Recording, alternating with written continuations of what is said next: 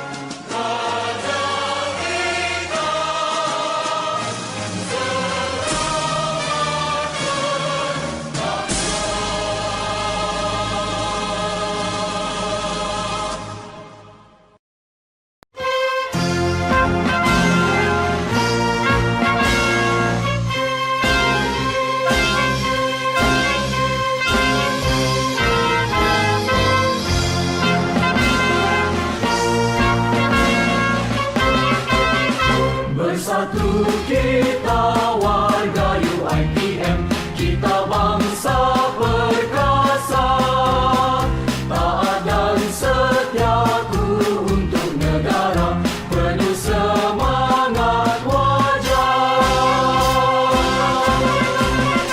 Kita jangan mudah terlupa pengorbanan perjuangan anak bangsa.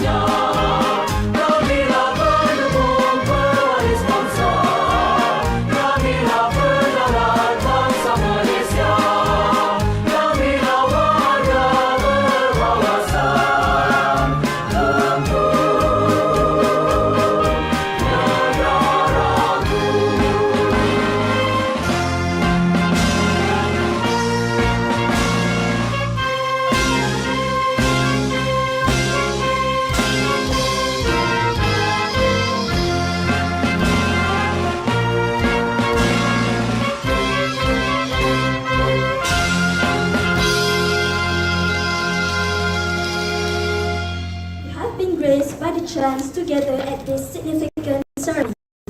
Before we move on, let us begin with the recitation of Zufi song. Let us now welcome our peer to the stage. Al-Fatiha.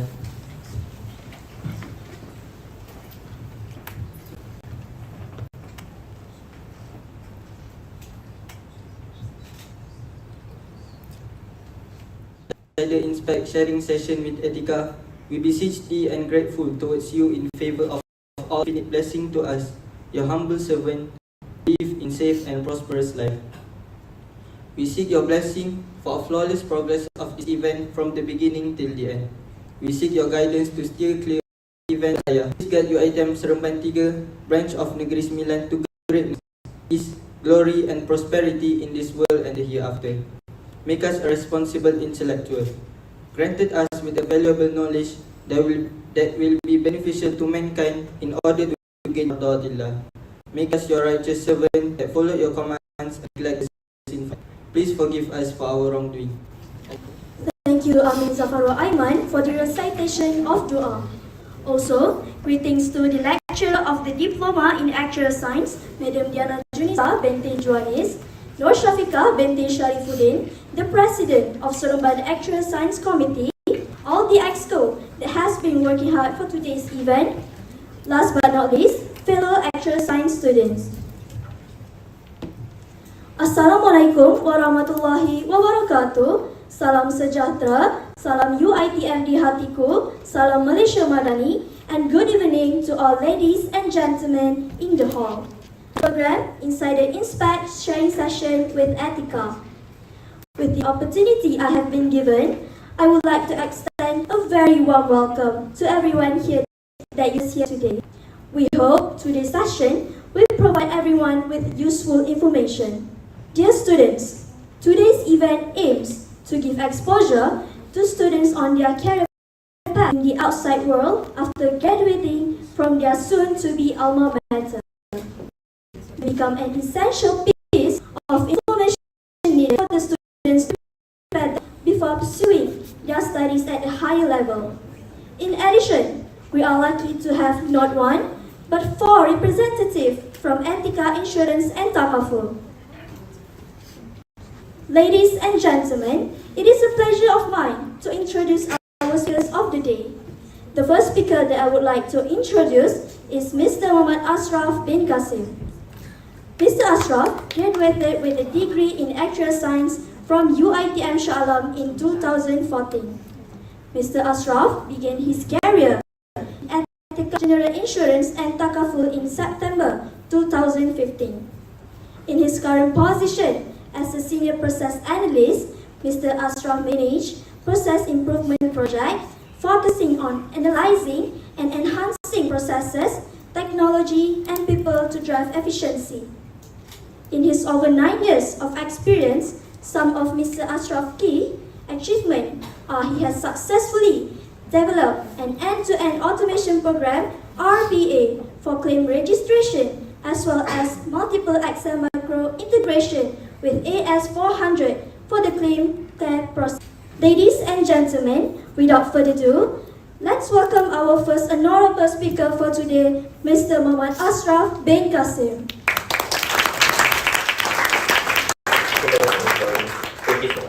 Hello, hi everyone. Assalamualaikum. Hopefully everyone can hear me.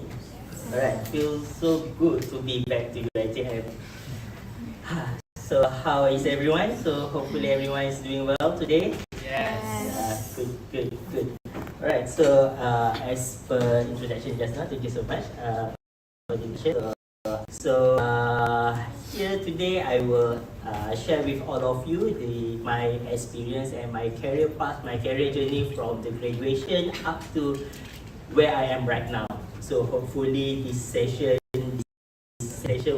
so after graduates is that I would like to become a lecturer, right? So last time I love to teach pension scheme in mathematical finance and also visual basic advanced. So this subject is still relevant here. You guys are still learning this the subjects that I mentioned just now. So those time I was really patient in teaching. So right after graduated, I tried to apply for this tenaga pensyarah muda, but somehow my something went wrong. So I decided to go into the industry. So everyone was thinking that if you are graduated from this, actually you really want to learn and want to work in industrial in actuarial line, right? Like in actuarial department for the products, for the risk. During my, I learned a lot in analysis. so that we will ensure that all the data that we collected, we can use to improve our customer journey when they are doing the claims. So the analysis that I've been using during these claims time is that we are collecting all the data, some sort of data, all of data that we are using simple statistical tools like Excel, Tableau, R square, R, and analyze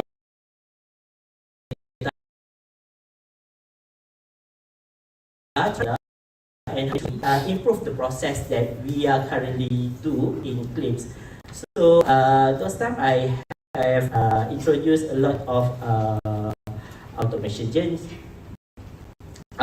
and then statistical journey just to improve the process of the claims process so that we can improve the customer journey.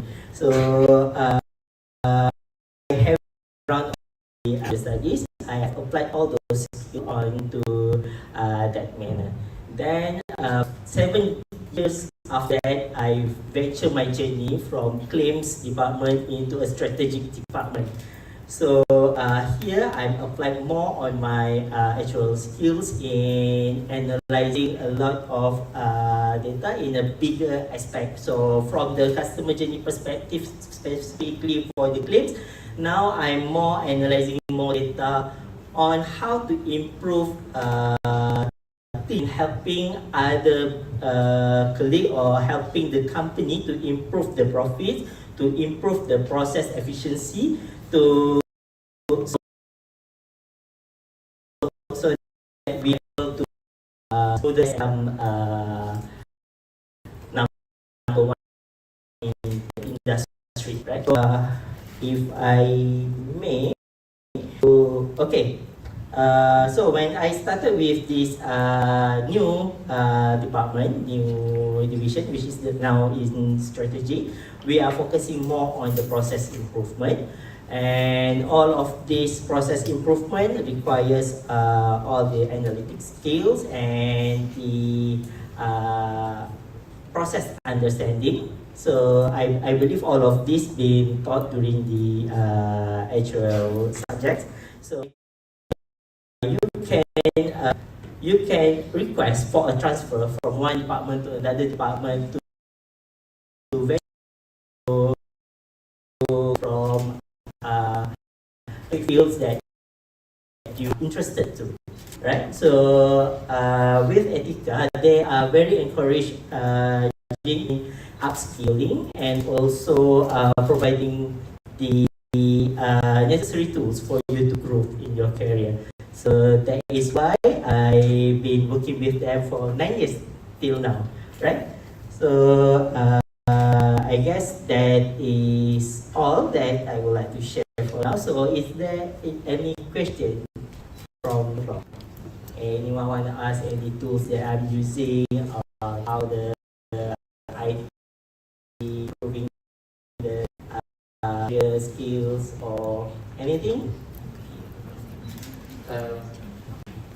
Hello, Yeah. my name is Akil and I would like to ask what is the technical skill that you need to have so you can go into the department on Etiqa, any department if you Okay, so the technical skills that I will say is from my if okay how can I answer this?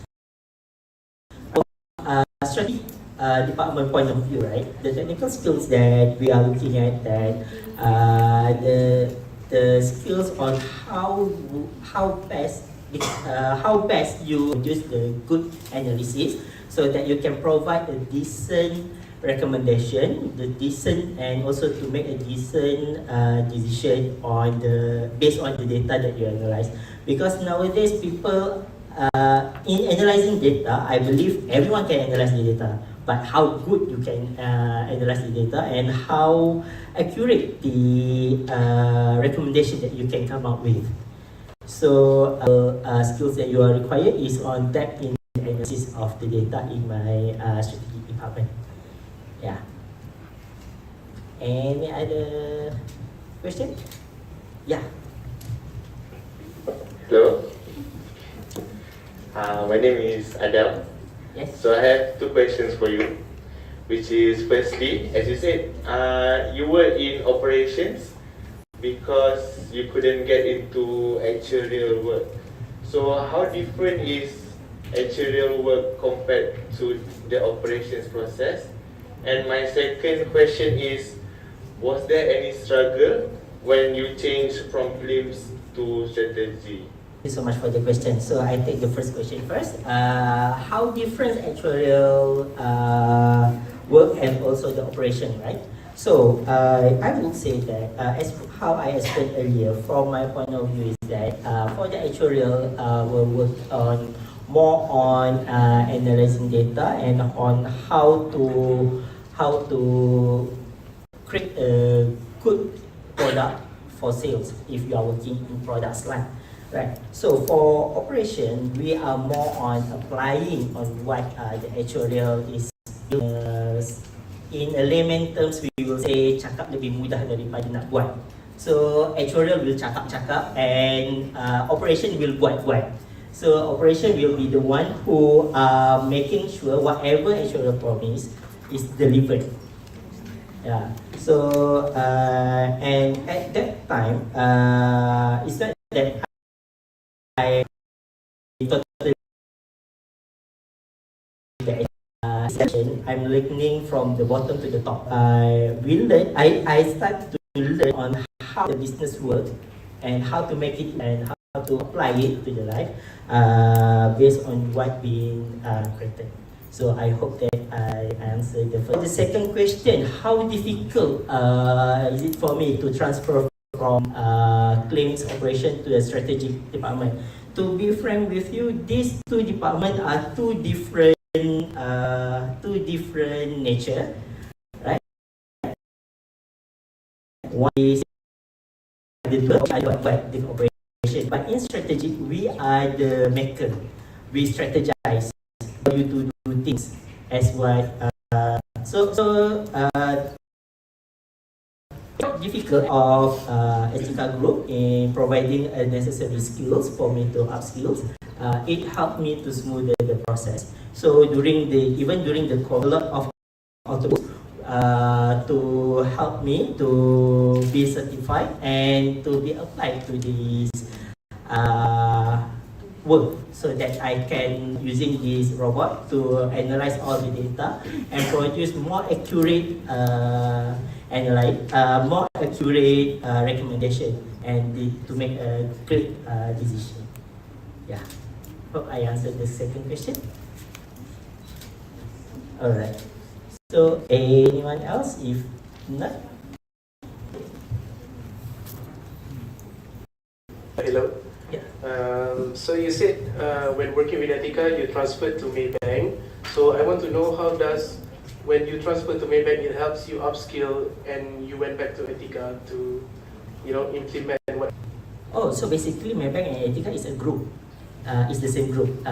It's just that it's different department.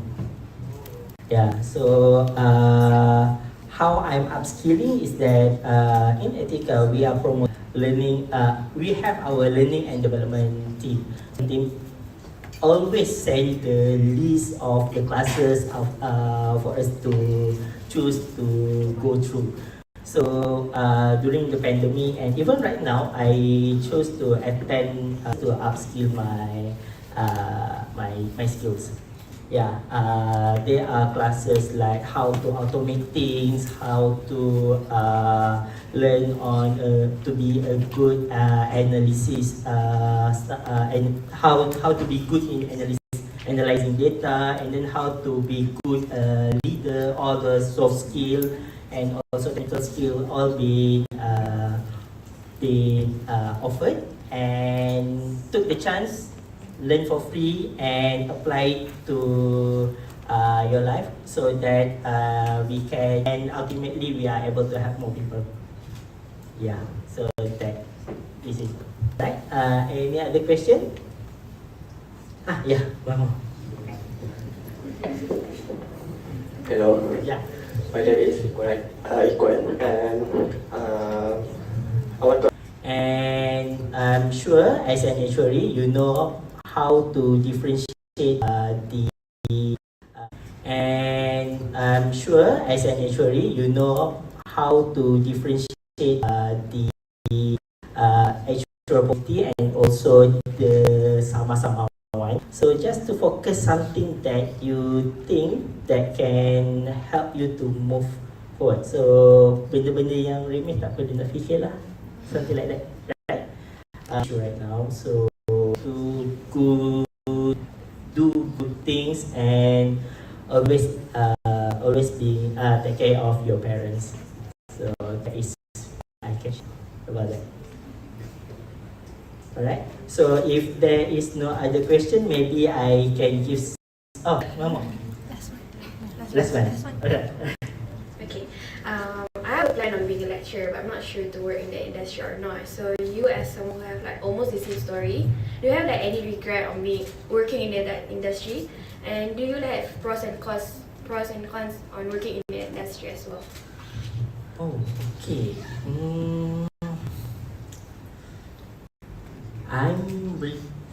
Not to say I'm regretting for not pursuing my career path as a lecturer at the time that I have the opportunity, right? So for me, when you enter the industry, you can see more, and it doesn't mean necessarily when you become when you in industry, you can no longer teach people. So like what I did is that when I was working with Etiqa, and some of the times I'm still been teaching.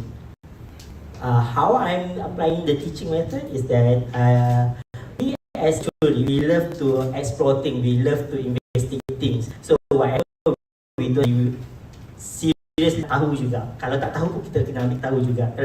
So that is how busybody actually is. So when we know things that other people doesn't, that is where we have it and try to teach people on how to do better. So doesn't necessarily that you are not becoming a lecturer, you cannot enjoy teaching anymore.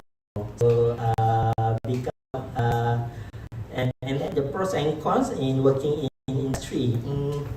I'm so sorry, I come for Etiqa, so I cannot share. Working in industry is that you have to love what you are doing. Even if you don't, you have to find one so that it's to move forward. Yeah. Okay. So before I leave, maybe I can give some bonus. Number one, try to explore on the technology opportunities. As you guys well known about the ChatGPT, right? I believe semua orang pun buat assignment pakai ChatGPT right now, so don't misuse it, right? Not all information are true, and please do it wisely. And trust me, with this technology come with a handy, right? It can also help you to improve your skill better. So use it wisely and don't stress too much. Take care of your mental health and please be good. Please always have a positive intention. Always have a good intention. Always doakan your parents. Always doakan your family, and always be kind to one and another, and always help everyone whenever you have the opportunity, so that we can together make the world a better place for everyone. Right? Dah macam lagu. Dah macam lagu. Alright, so thank you so much. That is all from me.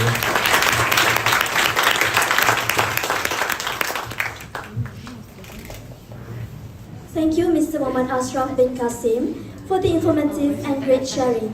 We, actual students, truly appreciate the attractive exposure. Ladies and gentlemen, Hi again. So, although not related to what you said just now, but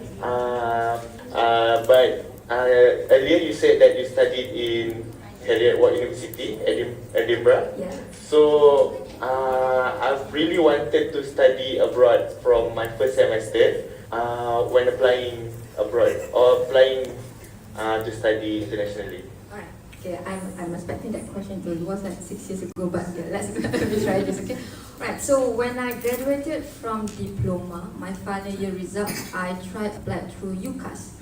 So we do have the service. I think the service. I'm not sure what it's called, but they provide the services. It's actually free of charge, and they don't charge you anything. So you will go to them, to the service center, telling them that you want to do applications. You have to pick at least 5 of your top universities. Then they will then settle your visa application, your interview. So if you were selected by the university, they will call up for interview. So I had 5 top choice is actually Heriot University. I had Kent, I think Southampton, I think LSE probably, or I did not get that. I can't remember the other 5. So yeah, you can just search all the provided by the UK universities. So that's what the service will do. So on the scholarship, I think usually they would open up scholarship during the SPM results. I think it is early of the year. Yeah, I remember that. So you go to that. Mara, I went to all interviews. Mara, JPA, or Yayasan, they have a scholarship. I think maybe we do have one too. And other scholarship that actually sent abroad that provided the overseas scholarship. For UK, so it took me that whole 9 months journey to apply for everything. Application universities, interviews, calling minds. I did went to UiTM Shah Alam for degree 1 semester because what would I do for that 9 months, right? So I just went to Shah Alam because just in case I did not get that overseas application, I still have my degree in UiTM. So then I finished off my first sem, September, then I fly off. So important for you to go to, I will try to search for you. So then they will settle for all your applications. Also, because I studied in Heriot Scotland, so they do not require TESOL IELTS, because we have our MWAT. Because we have, so I do not have to go to that. But if you want to study in England, it will be different stories. But this is for like 6 years ago, so you might want. Alright, so am I done? Alright, any other questions? Yes. Is that Akil again? Different. Ikhwan. Okay, Ikhwan, yes, Ikhwan, please. This question is not related to her, but does international jobs in Malaysia? And one more question is, which is better, either averaging scores on abroad universities or being excelled in local university? Thank you. Because the first question, I did not get the first question. I don't know. Does international universities give advantage on applying jobs in Malaysia? And the other question is, which is better, either averaging scores on abroad universities or being excelled in local universities? Okay, we got this. So what does it mean, the first question? You know, international universities? Does it give you advantage to apply for jobs? For jobs here. So we studied abroad and then to apply jobs here. Okay. Okay, and I got that. Thanks, Ikhwan. So when I was there, finishing off my final year, I did apply almost 50 jobs over there in UK, simply because I want to work there. I knew I want to work there. But out of that 50, only half, which is 25, that went through. And I only went to the first interview of 10 of those companies, and then I didn't get anything. So I came back. And then I find all these job opportunities here. I think it wasn't really, of course it's a challenge also finding a job, but given your, like I said, given your skills, given your results especially, so I think it shouldn't be, I would say, a problem. Go back to the key, if I can put it that way. Am I answering that question correctly? Yeah, can Azmi help me? Hi, okay, so I'm Azimi from Human Capital. So when it comes to applications that would go through my department, not necessarily me, tapi I have some visibility lah, ataupun I'm privy to some of these informations. So with regard at Etiqa, on behalf of Etiqa, kita tak discriminate langsung, you know. So if you're from a local university or international university, through individually, so kita tak ada macam bias. Oh, yes, jom kita letakkan satu stack yang berlainan fairly, but what language that you might know, particularly, or even the basics one. Some people will just go to the most advanced language, you know, but sometimes the basic also, they have to know lah, kan? If you know the recruit under my team, I love creative people. I don't go by books. You know, I mean, everyone can be smart book, but I want a smart, street smart, a book smart. I like someone that's street smart. Someone that's street smart, they're not creative. When you are creative, you see, happy people, they tend to be creative. You know, so you have to be happy doing what you do. So then, creative people, they tend to visualize things even more holistic. Alright?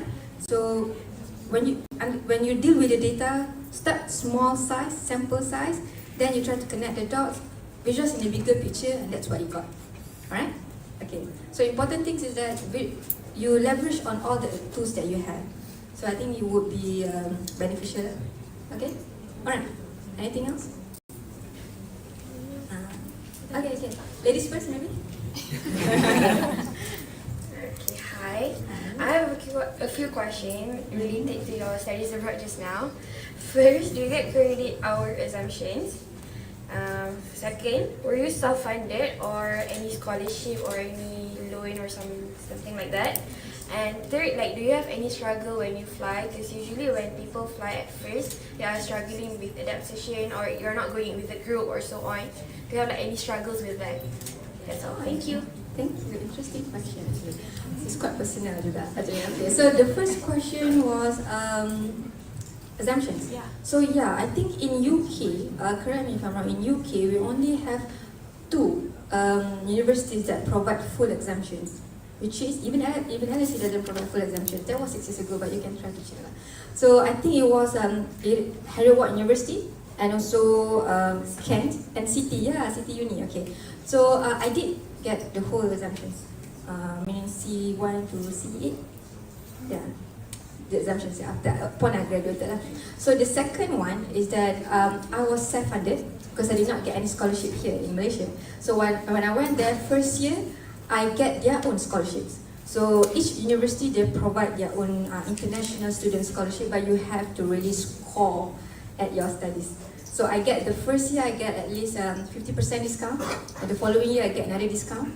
And then, so basically, I'm just studying based on discount lah sebenarnya. Right? But at least that motivates you because I know being I would say private funded students is not easy because you're not using your money, using your parents' money, your family's money, right? Even you want to buy a new boots in Zara, you feel very guilty.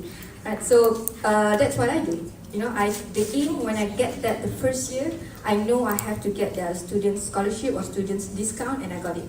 So I think the first, second year I did get that lah. Right? So to those who might not get any scholarships, you can try to browse if that university provides such opportunities. And then the third one was how do I adapt there? I think interestingly, the whole batch of my in Harry Ward University class of 2018, I'm the only one Malay. So we have 5 of us Malaysian, the rest are Chinese, and my classmates was 90% Chinese. Chinese as in Chinese China. About 10%, maybe 2% locals, and then the rest are internationals. Right, so how do I adapt? I think it is important to always stick with your goals. What is your goal? You want to get your degree. At the same time, you want to have fun. So you study hard, you play harder. That's the rules. That's always been the rules. I did regret maybe that if I would have played even harder, because I think like I missed out so much fun because studying actuarial science is so hard. It's so hard. I have to admit it's freaking hard. But then when I look back, if I would turn back time, I think I will still do the same. I will still study days and nights, you know. But then when we finish our studies, I still have time to play, you know, wandering around, go travelling. And then some people would say, macam mana budak overseas ni banyak duit lah dia nak travel kan.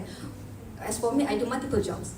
I babysit, I do seniors thesis, they paid for me. I know the customer service, you know. Yeah, I mean the seniors who ask you, I mean not the seniors, but the PhD students, they have the thesis that they have to do based on the data. And like I said, I know what I'm good at. So when you know what you're good at, you use that for money. Why not? It's kerja halal kan? You know, so all these thesis students, all they want to write up. So this data is on us. So they will pay me per project probably what? 15 pound tu banyak. You can pay 1 month of your bills dekat sana. That's how big it is. And then I'll go and babysit some families with their kids, and then I also be their part-timer student service center whenever they want to call, whenever they want to email. Kalau you all email, you ITM help desk ke apa kan, dekat sana adalah I lah yang menjawab. So all this we get paid for it. So that's what I get the money from. So meaning to say, as someone yang private funded, and you know you have to score your studies, it's not easy. Then you have to adapt with the people. But again, stick to your goal lah. Kan, you know you go there for your degree, you have to come back with a degree, and then you want to explore the country, especially. So how do you do that without money? Go and find your own money lah, right? Something like that, right? So and the most important is that whatever that you do, you have to be happy. There are few students that they went there and then midway they quit because they're not happy. You can't force people to study, do things that they're not happy at. Even though people say actual science actually have very bright future, it's true. But if you're not happy, then what's the point? That's when it kacau you punya mental. That's when the mental health comes into the picture, right? So whatever that you do now, you know, it's stick to your own passion. What do you like? What are you good at? What I'm interested in. So then go through that path and be good at it. So that's important. Okay? Am I answering your question? Okay. The next one. Hello. Okay, so my name is Dini. So I have actually a lot of questions actually. So during your time, studying in Hero Walk, do you join any club activities also? So that's my first question. My other question is, when you came back work in Malaysia, does your salary differ from others who are studying locally? And the expectation from the company, does it differ from people who are studied local? That's all. Okay, not much banyak sangat, dua je. Okay, alright, okay, I'm good with that. Okay, so the first question, do I join anything? Of course, there's so many clubs. At one point, I think I want to join cheerleader club, you know. So because that was so much fun. So I actually joined we have Malaysian Society Edinburgh over there. Right, so I was part of their treasury or secretary. So all the events throughout Edinburgh that involve Malaysian communities, I was part of that. So that's kind of interesting. So that is on your Malaysian communities. So how about your international communities? I also was part of the actuarial club. They have, so you guys can, you're the SESCOM, they also have one, right? So like they have their own bowling session, their introductory session, their Sudoku session. That's what we do lah, actuarial kan. You know, so yeah, I mean, I joined almost everything, and we have that, it's called Malaysian nights, international nights. So we are part of the cultural activities. So you see, one thing that maybe I'm very glad that I did was that I put myself out there, you know, confidently. I don't care lah, I cakap English pun trouble juga. I mean, imagine they are Scottish, man. How do you know, you can never. But then you are confident, so you are there anyway. I mean, it's very shameful kalau you feel so very malu. I mean, jauh-jauh malu buat apa kan? So that's the part lah. So you have to be confident. Even here, you have to build that confidence here. Doesn't matter, you go as far as UK or you go as far as Johor ke, you have to be confident at all times. Right? So yeah, I think back in diploma also, I joined almost every activities. I joined the CSR. So if those these students here, you guys are not so active during diploma, it's fine. I mean, not that you can turn back time, but you have your time in degree. Okay, study juga. Social pun kena balance. That's when you have a so-called work-life balance in your age. Okay, the second one, what was the second one? Sorry, I forgot. Dini? Oh, different gaji. Okay, yeah. Azmi, can I talk about the basic pay for the past 5 years? Can I talk about it? Okay, so basically, when I came back, I applied for the job. It's the same basic pay. I think at that time, average the whole Malaysia was 2018, about 3,500 macam tu lah. That's the basic lah. So then I asked around, your berapa kan? Sama je, sama je. I have friends that graduated from UiTM also working at the other banks, working at the other MNC, working at the other insurance company. That at that point of time lah, 2018, it was 3,500, I don't know lah. So even with so-called overseas qualification, I mean, back in the days when I never had that mindset. Kalau I graduate university postcode di UK, when I came back, my treatment should be different. I still, the first day, orang still suruh I photostat benda, sama juga. You know, so what I want to say is that it really doesn't matter whether you graduated from local university or overseas universities. Overseas university memang sounds so fancy. It is, because nama pun overseas, kan? It was like 1,000 miles away. But the importance is that what did you bring back lah? Kan, what did you bring back? What you can contribute. But at the end of the day, you go to the same company, you get the same job, for instance, and you get the same basic pay, and you get the same benefit, and you get the same treatment. So that's what I got in Etiqa, and I think I'm very glad that I start my career in Etiqa, and I'm able to maneuver my career growth to something that very dear to my heart, which is analytics. Like I said, you must find what you like the most, and you have to be good at it. You cannot do something that you like but you're not good at it. It's gonna be a waste of your time. You're still young, so find the things that you like, that you love the most, and you're good at it, and you pursue that. That's important. Okay, Dini. Alright. Any other questions? Okay, I think this side langsung okay girls, you good? Okay. Cantik semua. Okay. Any other question? If none, you can connect to me professionally also through LinkedIn, or later if you have any chance to talk. If you get any questions, I understand because you tengah diploma, you have your degree, you have the internship opportunities and whatnot. This is why we are here today, to tell you that such opportunities available, and we want you, provided that you also can contribute to us individually. Okay? Alright, I think that will be all. Thank you. Assalamualaikum.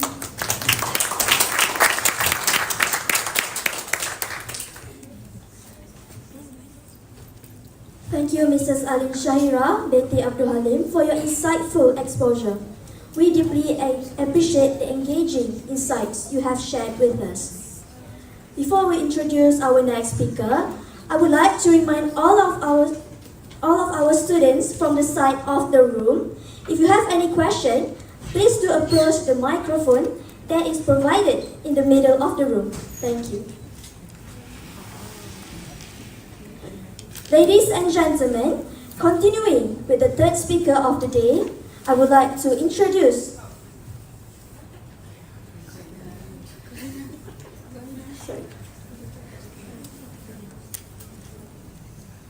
Ladies and gentlemen, continuing with the third speaker of the day, I would like to introduce Mrs. Aina Kamila Baharudin. Mrs. Aina finished her secondary education at Tunku Kursia College.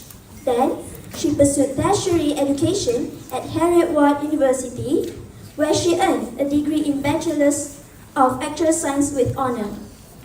Mrs. Aina is qualified actuary with over 12 years of experience in life insurance, takaful family, pensions, and investment industry. Mrs. Aina has been a part of Etiqa Insurance and Takaful for 5 years now. During 5 years, Mrs. Aina was nominated for Best Young Maybanker Award in 2020.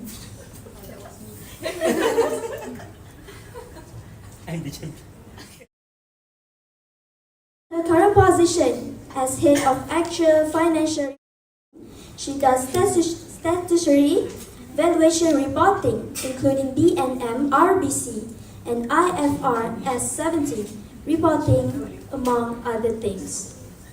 Ladies and gentlemen, as we proceed with today's event, let us extend a warm welcome to our third speaker, Mrs. Aina Kamila Baharudin.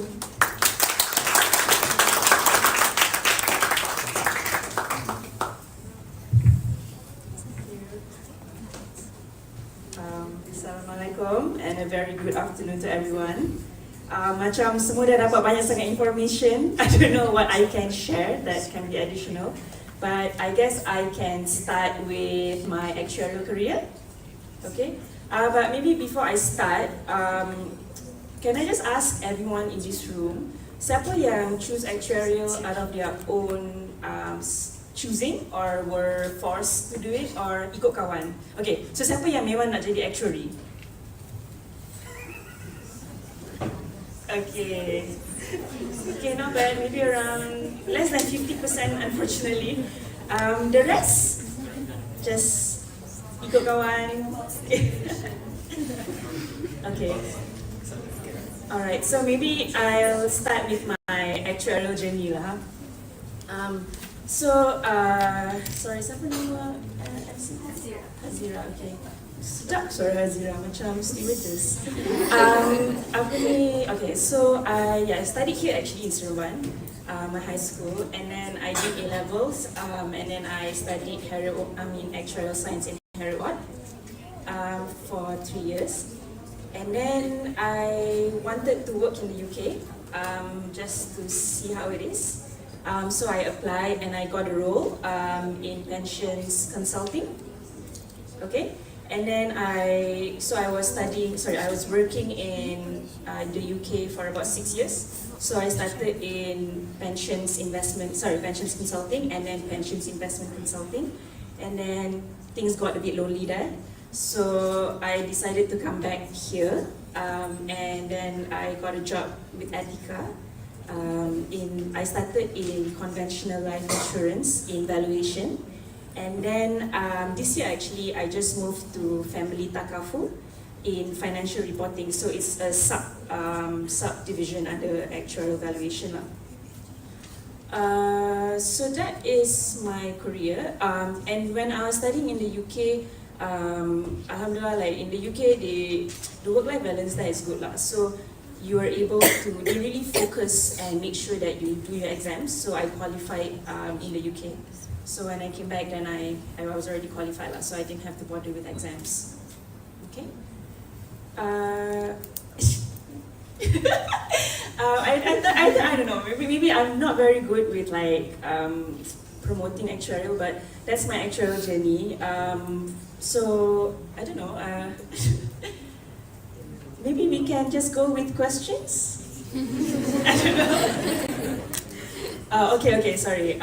Okay, so when I was in pensions consulting, so okay, do you guys in diploma, do you already start studying like life insurance, models, pensions? Pensions ada tak? Ada, bosan. Ada, sikit lah, okay.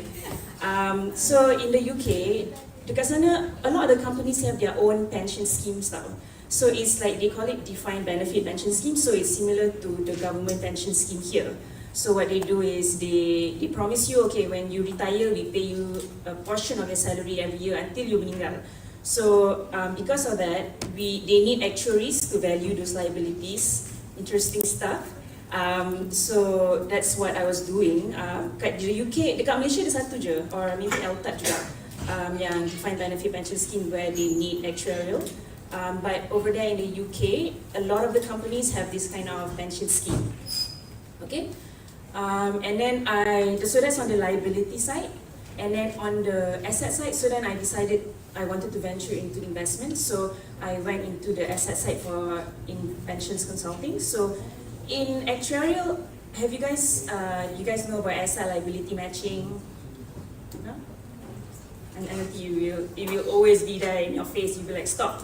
But it's kind of like macam you have your liability side, okay, and then your liability will move, okay, because liability ni macam is a future promise of what you promise the policyholders or your pensioners, what you're going to pay to them in the future. So you need to value that. So it will fluctuate over time, you know, based on your liability, your customer profile, you know, based on inflation, based on interest rate, all that. So we needed to value that. So on the asset side, they want to be able to match that liability. They want to be able to, kalau you dah promise orang tu nak bayar masa dia dah retire, you need to make sure the assets can pay those cash flows. Okay, and then some of the consideration for asset liability matching is the way your liability move. We want your asset to also move. I feel like I sound like a lecturer right now. But your asset also need to move the same way as your liability lah. So that's asset liability matching. So that's what I was doing in pensions investment consulting. So over there, we had to deal with a lot of trustees. So these trustees ni yang jaga the pension scheme tu lah. So kita kena educate them, you know what is pension scheme, how you value the liabilities, what it all means. So a lot of that, a lot of consulting. And then at the same time, for a pension scheme dekat UK, we also had to advise them on defined contribution. Have you guys heard of that? No. So defined contribution ni is macam EPF. Okay, so you just letak duit je dalam EPF tu. So masa you retire, you get the money. So they define the contribution, how much you need to contribute into the pension scheme. So that's why it's called defined contribution. Okay, whereas yang macam government pension scheme, they define the benefit. So it's called defined benefit. Okay, so we had to do a lot of those defined contribution designs. And then when I came back in Malaysia pension punya industry is not so huge. But there are like consulting firms like Actuarial Partners. You can work for EPF also. They have a liability punya division. So I thought maybe I should dip my toes in insurance. So then I went to insurance. It was quite a steep learning curve, I would say, because the liability profile is how much we need to pay them, and it's pretty standard across all the pensioners. But for insurance, it's very based on because there are a lot of products. So different products will have different liability profile. So you can't just look at the liability and then you see how it moves and then like, oh, I know why it's moved this way. Because in insurance ada banyak gila produk. Ada macam short term product, long term product. Okay, so that was something I need to learn. And then also the regulation side. So siapa tahu who's the regulator of insurance companies in Malaysia? Bank Negara, yes. So Bank Negara is very strict. They have so for Takaful, they have the Takaful operational framework. So you need to look at those guidelines to value your liabilities, and then you need to compute quarterly valuations to Bank Negara.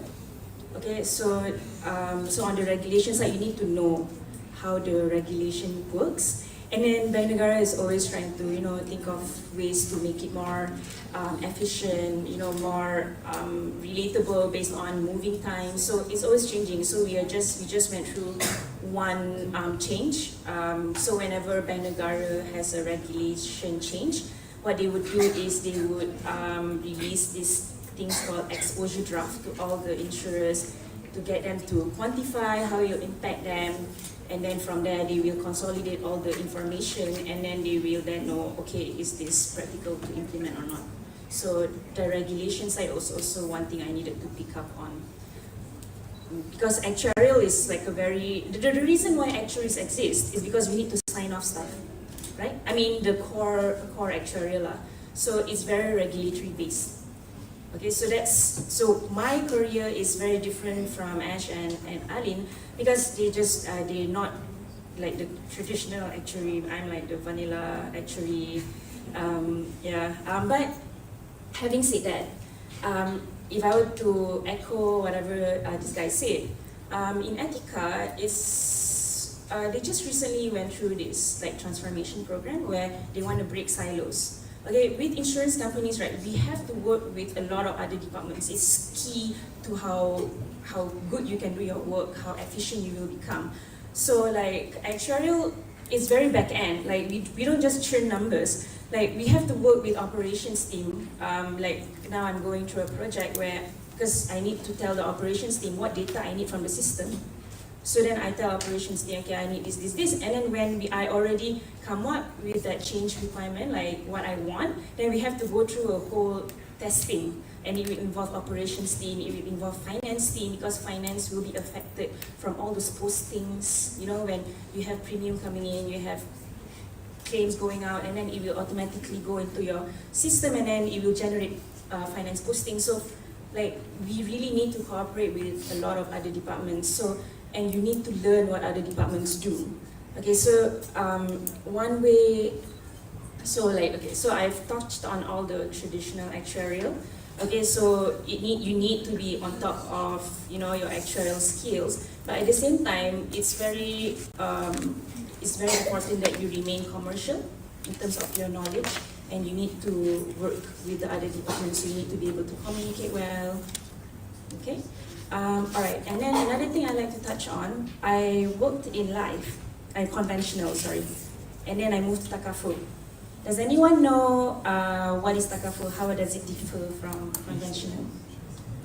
Okay, these questions I'm asking are all the questions I ask when I interview candidates. So yeah, it will be beneficial for you guys. So what is Takaful? Lebih follow syariah. Sorry, this sharing. Yes, very good, very good. Okay. Sharia pun very good, don't worry. Yeah. So Takaful is Sharia compliant. Okay. At the end of the day, it's just apa yang allowed in Sharia. Takaful is the Sharia compliant insurance. Some countries call it Islamic insurance. So some of the concepts in Takaful is like the risk sharing lah. Because like for conventional, the insurer take the risk. Okay, you just bayar je premium, and then kalau you meninggal, and then you have a big lump sum that you have to pay, and the risk is borne to the insurer. Tapi kalau in Takaful, what they do is, okay, I'm a policy holder, Ash is a policy holder. Okay, so we both contribute to the fund. Okay, and then kalau ada claim lah, tak nak cakap siapa. Kalau ada claim, then the risk is shared between the two of us. Okay, kalau fund tu tak cukup, ada deficit, kita dua yang kena suffer from it lah. Tapi bank negara will have regulations to make it more fair lah. So the insurer will give a loan to meet the deficit, stuff like that. So just one thing lah kan about actuarial ni, it's very vanilla. Okay, you need to really ask yourself, you want to be actuary or you want to do other things, operations, business, sales, data analytics. You ask yourself that, but you don't need to know it from day one. Okay, you can try a few things, but don't just like 1 tahun or sebulan, seminggu dah. No, you try it first. You try 2 years.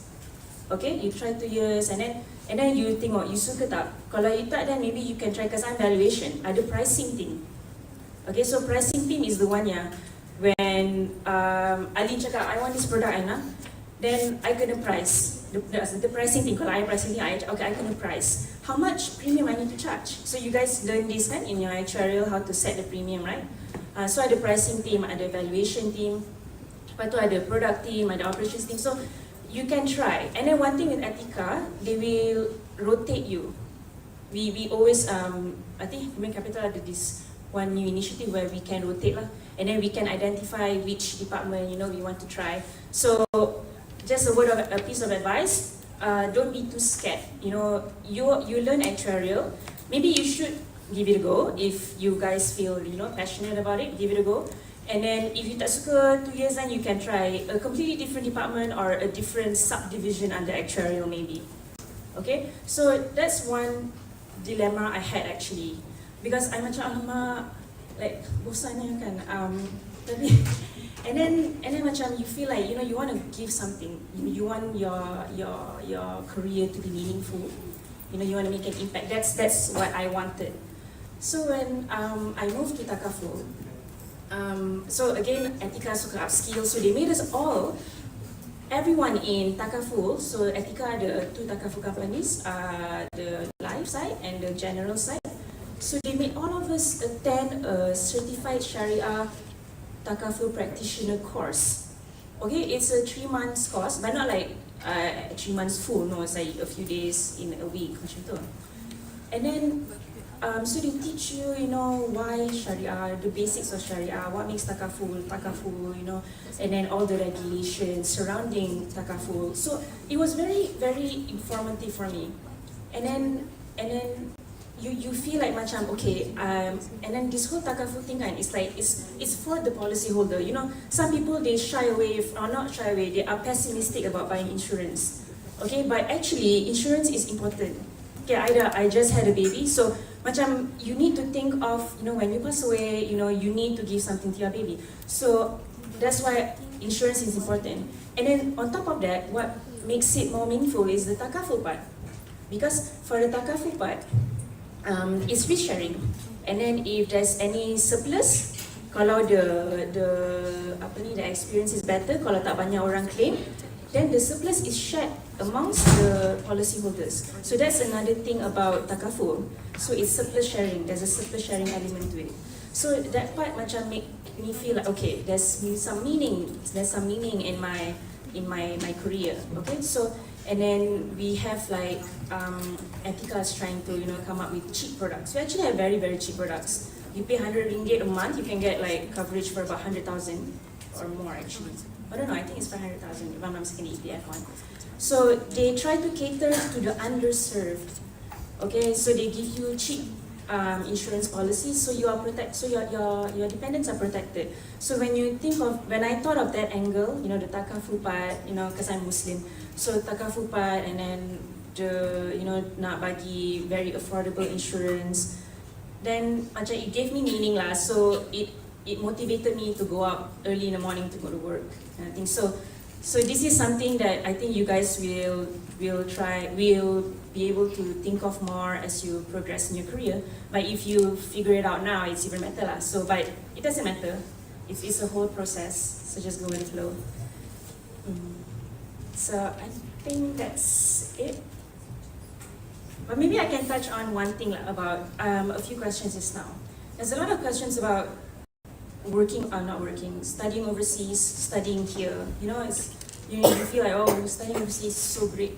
But actually, a lot of my colleagues, my teammates, a lot of them, I think about 80% are local, and they are very good, very good. And it all comes down to how motivated you are. Okay, how hardworking you are, how creative you are, because we don't want someone who just goes by the book, 9 to 5 balik, no. You want someone who's engaging and who wants to contribute to the team in a positive way. So I don't see any difference lah. I definitely don't see any difference when I interview candidates from overseas, from Malaysia. Sometimes I prefer the local ones. So it's not necessary when you study overseas you are like a notch above every other people, but no, because at the end of the day it's how well you are in your interview. And of course, if you want to interview for an actuarial role, it's good for you to have some actuarial knowledge. Like I always ask standard questions like, what is liability, what is reserve, how you calculate liabilities, what is discounting? Do you guys know discounting? Yeah, time value of money. You need to discount all your cash flows with the interest. So it's just basic things you need to know, and the rest is all your attitude, and it's how you carry yourself in interview. And then when you go to work, then it's how you make of it when you start working. Okay. Does anyone have any questions? Ni belah-belah sini ni tadi dah kena tag.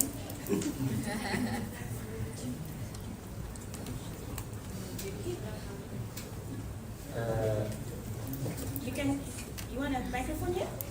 Jawablah nak. Okay.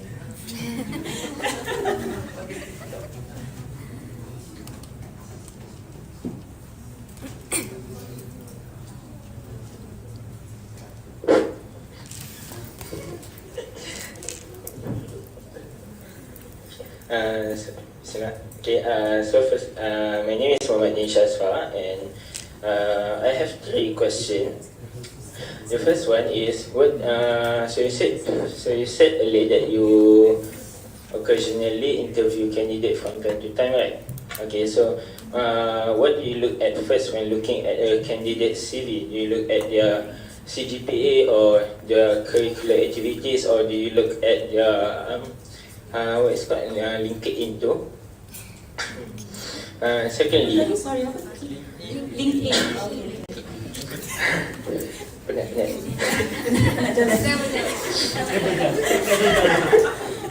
Okay, secondly, what do you look for when interviewing a candidate when they are in front of you? Like Mr. Azmi first said that he looked at their desire to learn. What other than that do you look for? Do you look at their body language or their outfit or their appearance? And then the third question is, can you give us some pointer on how to excel better at interview? For example, like how to prepare for it, or what to research about the company and so on. Alright, thank you. That's it. Okay. Thanks for traveling so far. So the first one is what I look out for to select the candidates to interview, right? Betul ke? Okay. Actually, of course the CGPA would help. And then kalau ada sambung experience, so one good thing about UiTM is they make you guys do internship, kan? Yeah. So it's basically that. No macam, I mean, unless CGPA you 2 point something, tak boleh lah. Tapi kalau ada 3 above tu dah okay lah. So macam we don't straight away tengok CV tu terus tak nak. We don't do that. But your CGPA needs to be good lah. And then what was the other thing I said just now? Your internship. Okay. And then during the interview itself. Sorry, is that okay for the first question? Okay. So the important part is during the interview itself. Okay. So during the interview itself, okay, when I interview some candidates, I know because it's Zoom. Now we still at the era of Zoom. I know that some candidates chat GPT when I ask them questions. And because they answer me like some generic statements, and then when I try to ask them again, and then macam they just repeat something completely different that you just read it. And I didn't know that they chat GPT until because I was interviewing him with my colleague, and then my colleague said, Aina, do you chat GPT? I said, how do you know? Lepas tu they Google my question tu, they chat GPT my question, the same answer came out. Like, word for word, everything. So I macam, oh, okay, this is bad. Okay? So that's my, okay, I combine the second and third question together lah. So that's my tip. Please don't chat GPT, okay? Chat GPT sebelum, okay? Not during, okay? And then, so because of that, I already asked, macam when I interview, I want to see their top half body.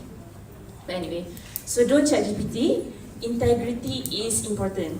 If you tak tahu, you cakap je you tak tahu. Okay, there's nothing wrong with that. Okay, because we know when we ask, some candidates are macam out of the job, out of studies for like half a year or something. So just say, sorry, I don't know. Okay, and then maybe you can macam maybe guess something, and then maybe we can help you. I like to help them along lah. I have some of my colleagues who macam okay tak boleh. But yeah, so maybe you can guess something, but yeah, so that's the first tip. Don't chat GPT questions. If you don't know a question, just say you don't know. Okay, and second, okay lah, do some research lah sebelum tu. It's not hard. I swear, my questions are not hard. Like it's just whatever you've learned in uni. Okay, so and I'm somehow a lot of the candidates I'll say like 80% cannot answer. I don't know why. Okay.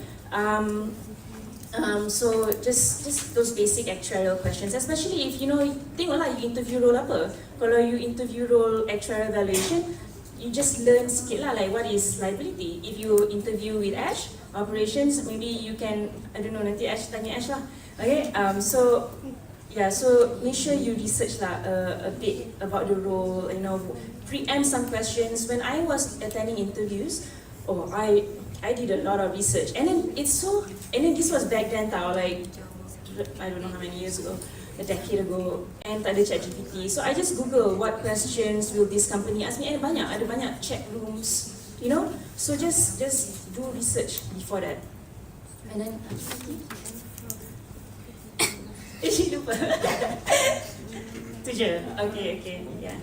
So at the end of the day, just prepare for the interview and have a good attitude. Okay, sorry, last one.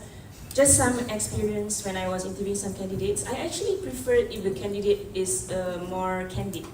Macam so like robotic, so stoic. Kalau takut macam maybe dia nak ask English tapi dia takut dia punya English tu dia macam tu. So you just be yourself. That's actually the most beneficial advice I got for interviews. Just be yourself. And just again. Because that's the best form of yourself, is just be yourself. Okay? Yeah. Sorry, you wanted to ask me?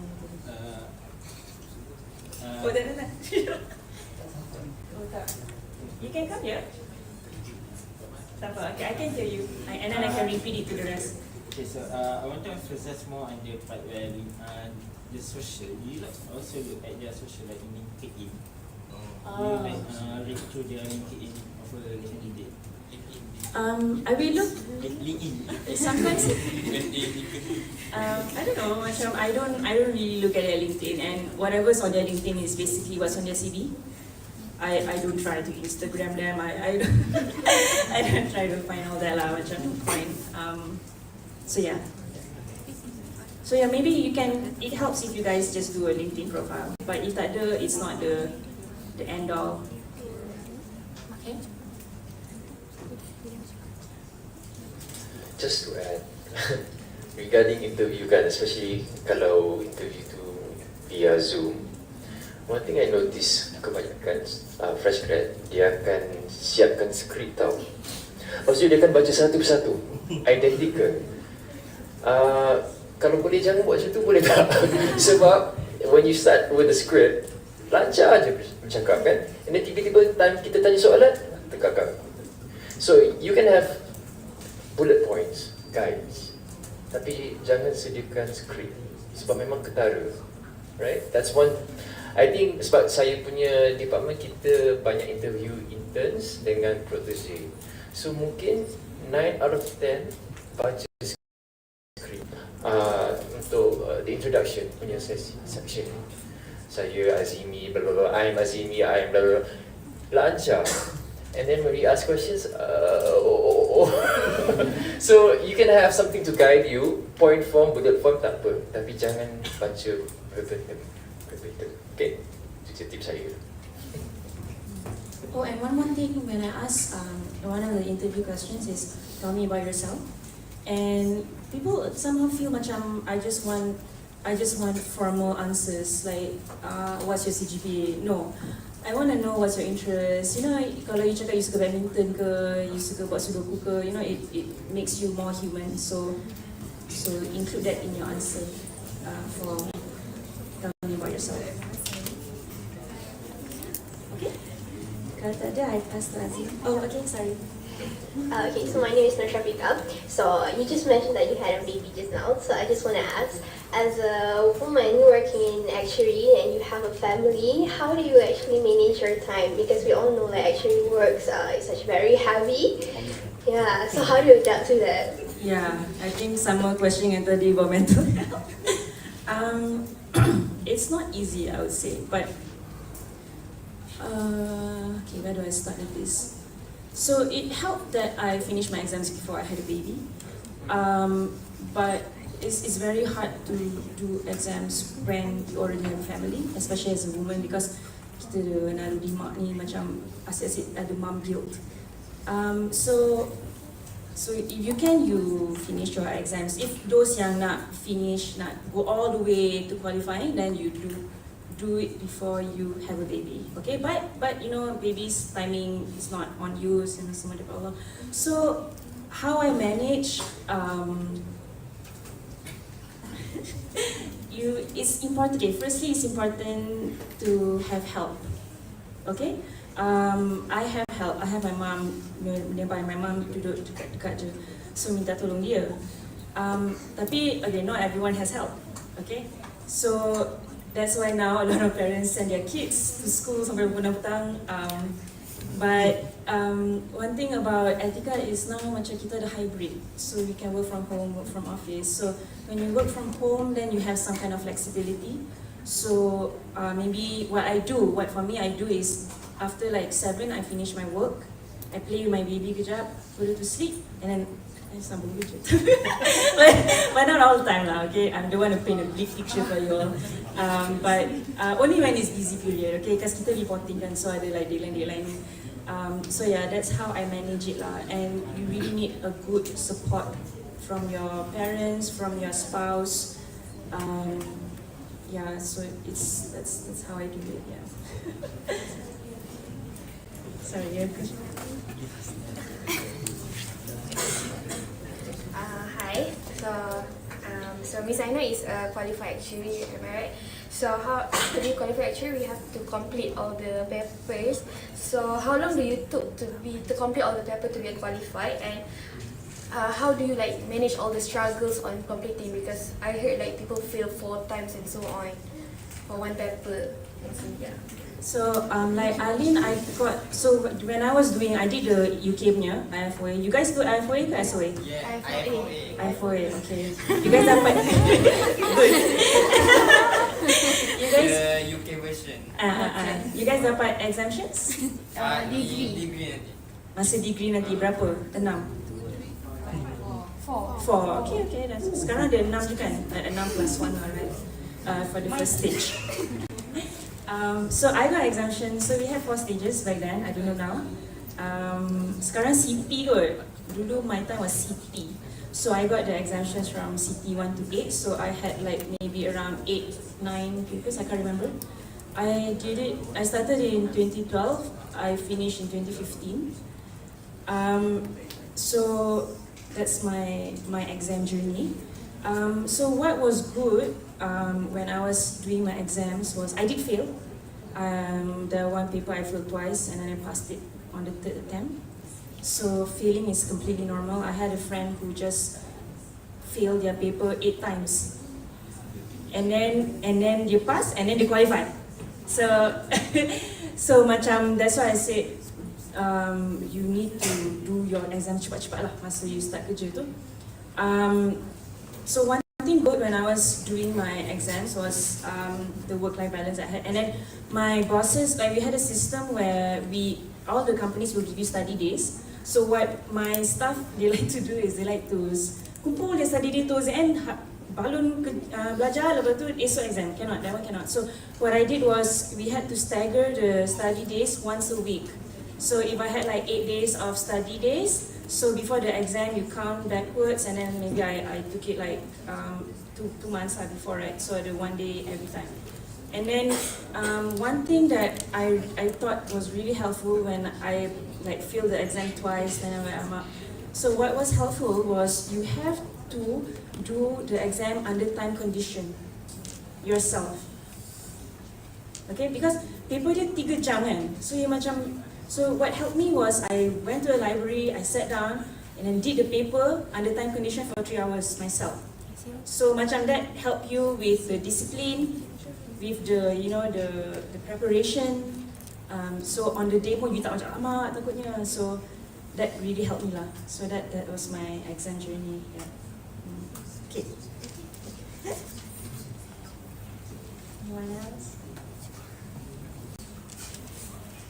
Tak ada. Okay, then I pass to sini. Oh sorry. Oh lupa sorry.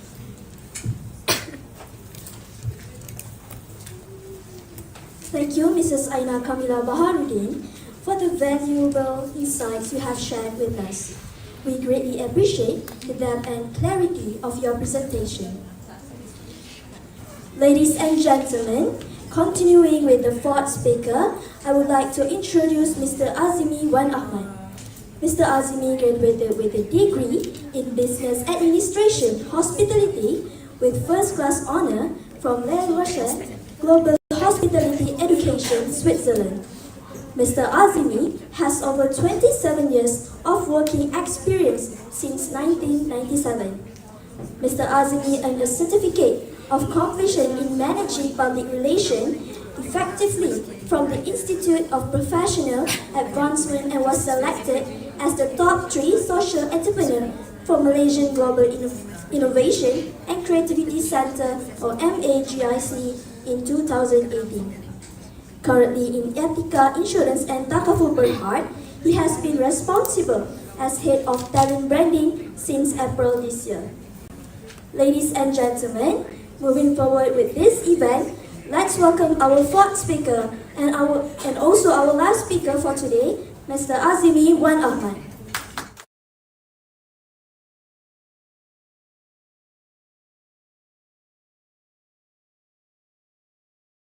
Very natural, she's got a very good speaking voice. Okay, so hi, Assalamualaikum. Saya Azimi Wan Ahmad. I'm the head of talent branding in Etiqa since April, so saya agak baru. Alright, so my part is actually probably the most boring part lah kot. Sebab yang lain speaker sebelum ni banyak sharing pasal perjalanan hidup akademik as well as professional kan. My part is going to be very straightforward, a little bit technical. Tapi first and foremost, so far kat sini siapa berminat untuk join Etiqa as an intern ataupun protege? Angkat tangan. I don't think it's 100% yang tak angkat tangan tu kenapa? Pani tak nak lah buat talk kat sini. Okay, alright, so I just want to introduce Etiqa lah. Okay, before this, I think some of you did not know bahawa Etiqa ni sebahagian daripada kumpulan Maybank, right? Who here did not know Etiqa was under Maybank?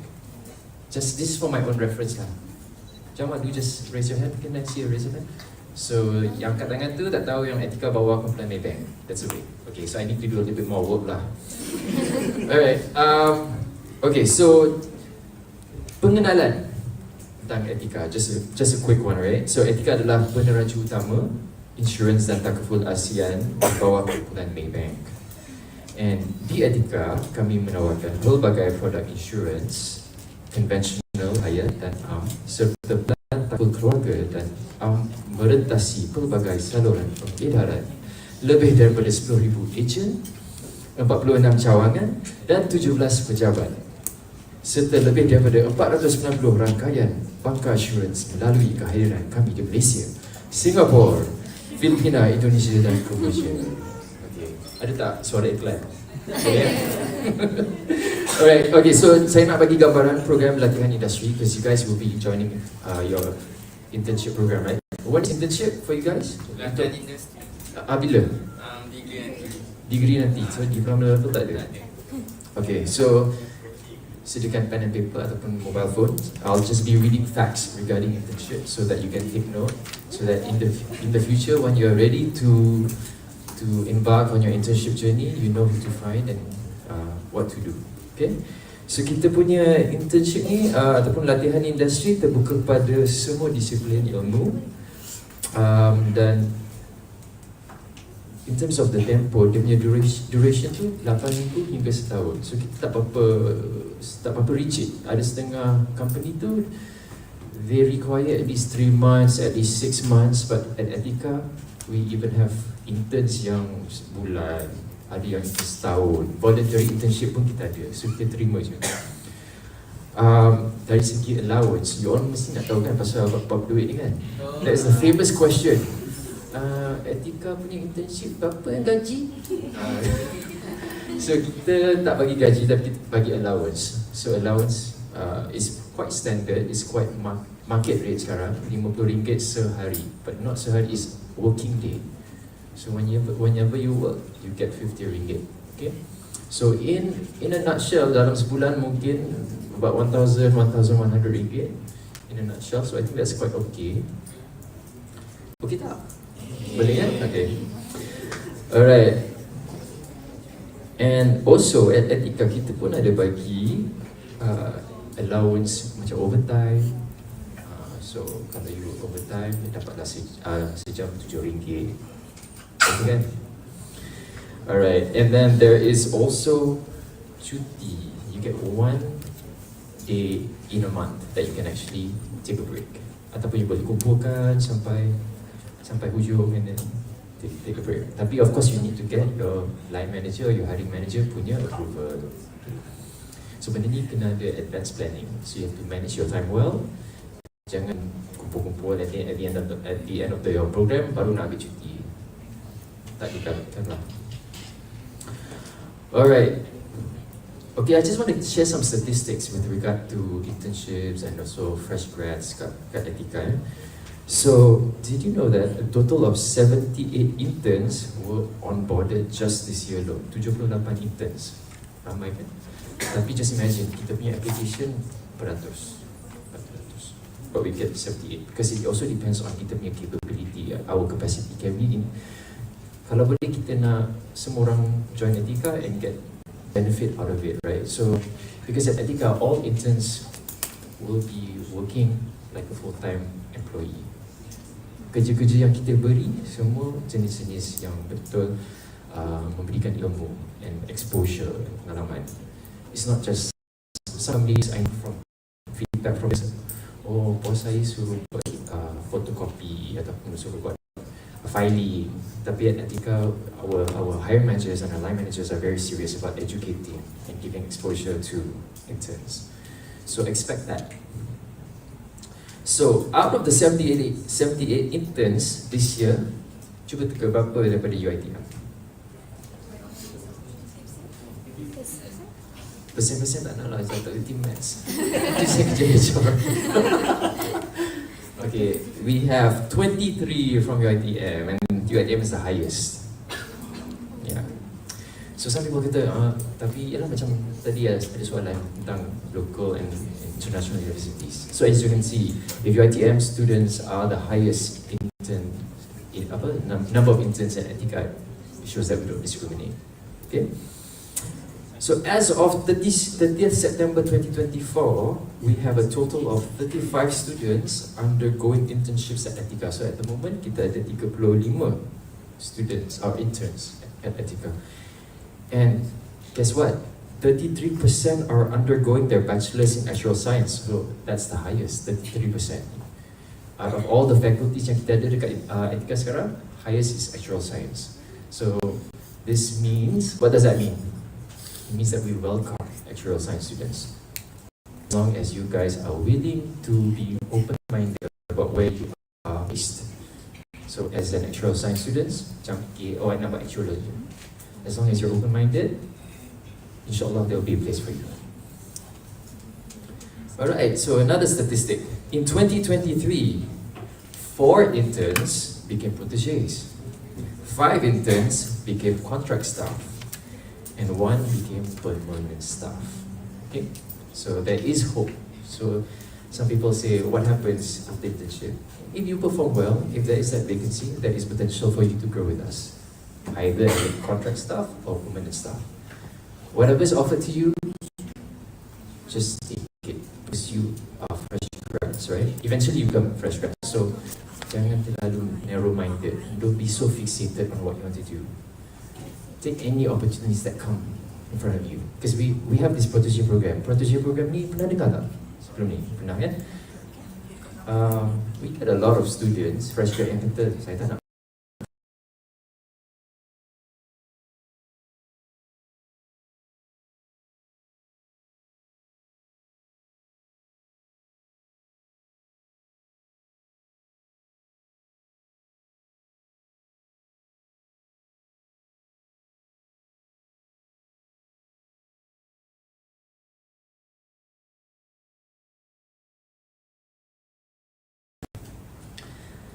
Alright, so one more statistic. In 2024, we have a total of 171 new hires within Etiqa Malaysia, of which 16% come from an actual background. 16%, okay? And that is 28 individuals out of 171. Among these, 10 are fresh grads from university, representing 6% of our total permanent new hires this year. So we do accept fresh grads juga lah.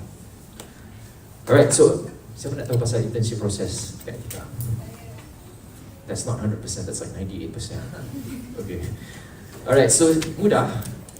Take down this email address, humancapital@etiqa.com.my. humancapital@etiqa.com.my. Dapat? Last time. humancapital@etiqa.com.my. Okay, cool. So dia punya proses mudah saja. What happens is when you send us an email with your cover letter and your resume, kita akan kongsikan CV anda kepada pengurus pengambilan ataupun what we call hiring managers. So we have a lot of hiring managers because Etiqa is a company consisting of 3,000 employees roughly around in total workforce. So setiap unit tu ada hiring managers. So we will send it to the relevant hiring managers. Kita tengok CV you, kita tengok, oh ini sesuai dengan ni. Oh, this hiring manager is looking for support, looking for intern. Okay, jom kita try pass. So when that happens, the hiring manager will look at your CV. So this is a tip on CV building. Bagi tips sikit pasal CV. not all CVs should be the same. It shouldn't be a copy and paste up. So if you're applying to an insurance company, tailor-make your CV so that it is skewed towards the insurance industry.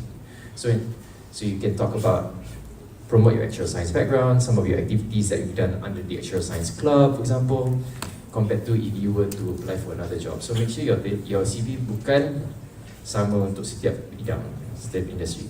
Dia kena memang fokus ataupun tailor-make it so that it is relevant to the insurance industry. Yeah? That's just one biggest tip. Alright, so after a hiring manager is interested in your CV, what happens?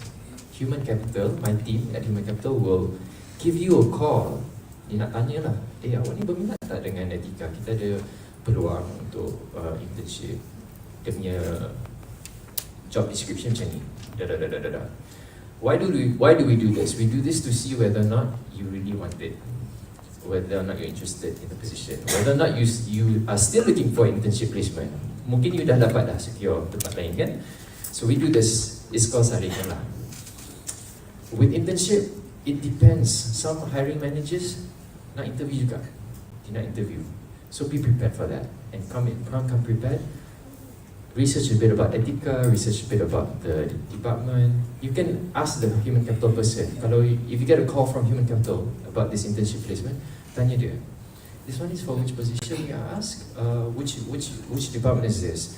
Why you ask is so that you can actually find out what the department does, so that you come prepared for the interview. But there's some hiring managers, dia tak nak interview sebab dia kata tak apalah, this is internship saja, sekejap je, 3 bulan punya duration. So that one is up to the hiring manager's discretion. Okay, so after you get an offer, setelah mendapat tawaran, kita akan minta dokumen lah. Dokumen, macam mana? Dokumen salinan IC, sijil pendidikan, transkrip akademik dan surat latihan industri daripada universiti. And then after that, Maybank akan issue surat tawaran. Okay? So itu saja dia punya langkah-langkah untuk apply internship dengan Etiqa. Any questions? Straightforward? Okay, sila. So, about internship, did your company absorb interns from the internship program into permanent position at Etiqa? And what qualifications or criteria do they consider for conversion to permanent positions? Okay. Is that your question or you asking on behalf of someone? This is my question. Your question. It's a very good question, but I think I answered it already.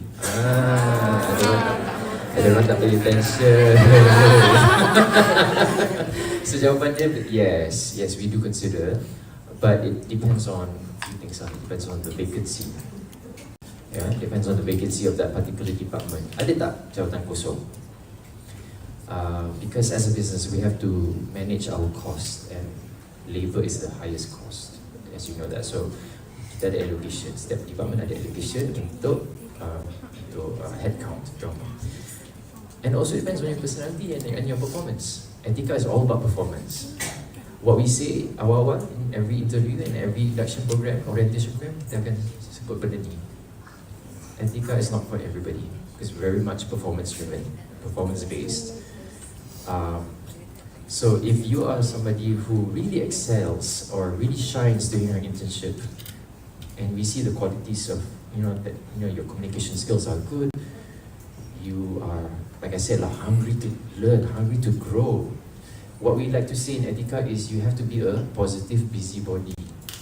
Nak tahu je pasal benda-benda dalam dunia Etiqa. Those kind of qualities are what we look for when we offer a position to a candidate. Did I answer your question? Just for me? Okay. If I may add to that point, so you was asking intern can be absorbed. So one of your senior was actually did internship under my team for 5 months, and then because he was so good, through his deliverables and output, we gave him the platform to present his output to the management, to the CEO and our GP CEO. And because he was that good, 2 months down the road, we absorbed him, and now he's actually under my team permanently. So just to add to Azimi's point, so here in Etiqa, we all measure outputs, your deliverables, your visibility. So that's what we treasure lah, if I can put it that way. Yeah, that's a sample case yang successful lah. Alright, thanks. If I can vouch to that, my team also absorbing people coming from protege and also internship. Yeah. Tak silap, team you ada 3 orang kan yang potential jadi permanent. So protege program macam saya cakap tadi 8 bulan, tapi dalam 8 bulan tu yang 3 orang ni betul-betul perform, dapat offer untuk jadi permanent staff. So maybe another note, if you guys doing protege or internship, do it well. Jangan buat internship just sekadar to complete your studies.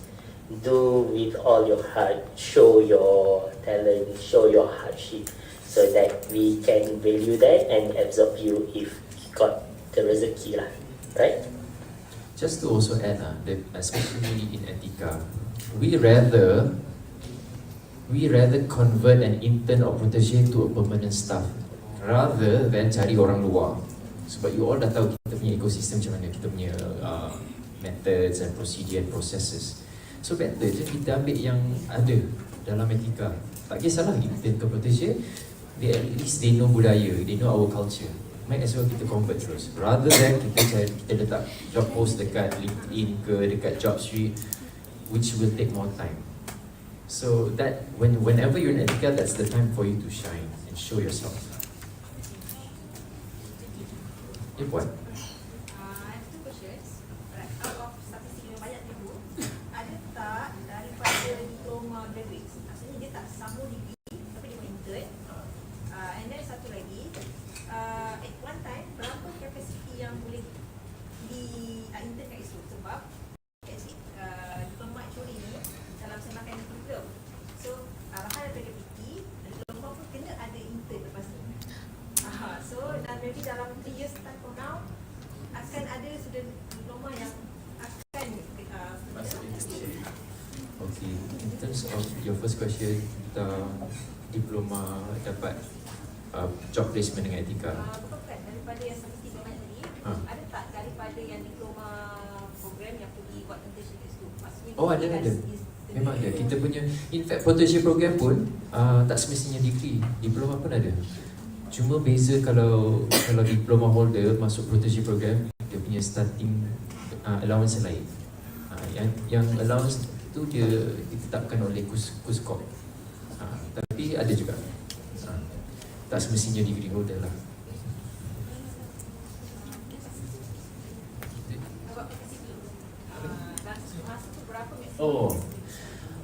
Kita tak ada kuota macam mana. Sebenarnya pulang pada discretion of hiring manager.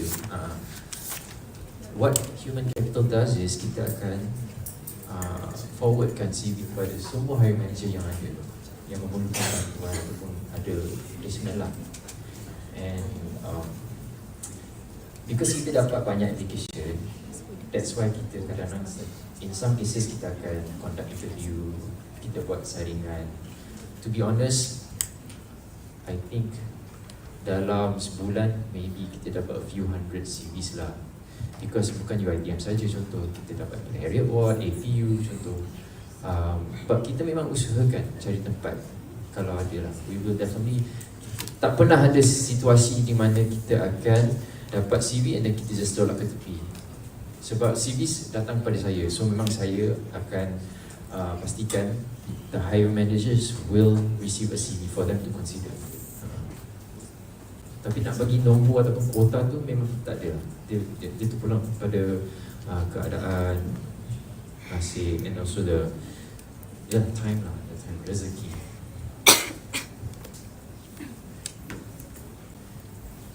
Syafiqah. Yes. Okay, so I have 2 questions. The first one is quite similar to Madam Ashiki punya. The first one is that most of us here are actually in our last semester, so we are graduating next year, March. Okay, so what if we have a gap like between diploma and degree, and we want to continue like between the gap we want to fill in intern. at Etiqa. So we don't have a training letter. So can we still apply, or we have to actually ask our pentadbiran for the training letter? That is my first question.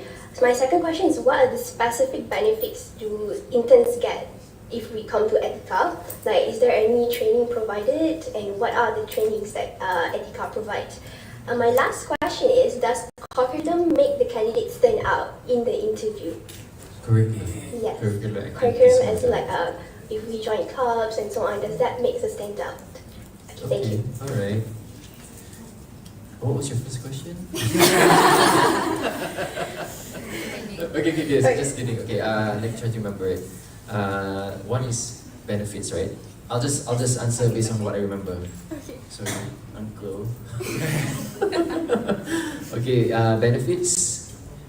To be very fair, the internship, besides the allowance and the leave, itu je. There is no like additional benefits like insurance and all that. And I think that is not just not Etiqa alone, tapi if you go to any other companies, macam tu. Okay. In terms of what was your second question? My second question is that yang tu lah yang macam if the benefits and trainings. Okay. Trainings. Okay. So kita tak ada bagi official training, but there is on the job training, which is actually the most important. Sebab training ni you boleh belajar mana-mana. You boleh masuk LinkedIn punya training program. You can even free on YouTube. That's considered training as well. What is most valuable is actually the on-job training, and your supervisors are the ones, and your peers, your seniors are the ones who will be giving you on-the-job training. So at Etiqa and a lot of companies, we believe the 70-20-10 system. 70% on-the-job training is. I'm just sharing the weightage lah, the priorities. So 70% on-the-job training, 20% based on coaching, and the 10% is based on training yang macam masuk kursus, workshop macam tu. Yeah, so that is the training that can give you lah. Ada satu lagi soalan kan, tak ingat? Yeah, last kali. Yang first line tu. First one. Like, right now, diploma we don't have internship. Oh, okay. Faham. Kalau boleh dapatkan surat sokongan daripada universiti, tapi tak wajib, because kita ada je few interns kita panggil voluntary internship. So tapi kena justify lah awal-awal in your application letter, in your CV or your email to us, indicate that you are doing this out of voluntarily. So that's actually a good thing. Rather than you waste your time just waiting, sitting at home, nampak semua tu ada value. Oh, budak ni betul-betul nak belajar. So just be upfront in your email. You know, I have completed my diploma, I've done my internship, but I'm interested to apply for a voluntary internship at Etiqa to get further exposure in the industry and to practice my skills and actual science, blah blah blah blah. My last question tadi, does curriculum makes us stand up? Okay. It does, because it shows what kind of person you are. You're not just book smart, but we want a person who's well-rounded. If you join a lot of clubs, it means that you have some kind of social skills, betul tak?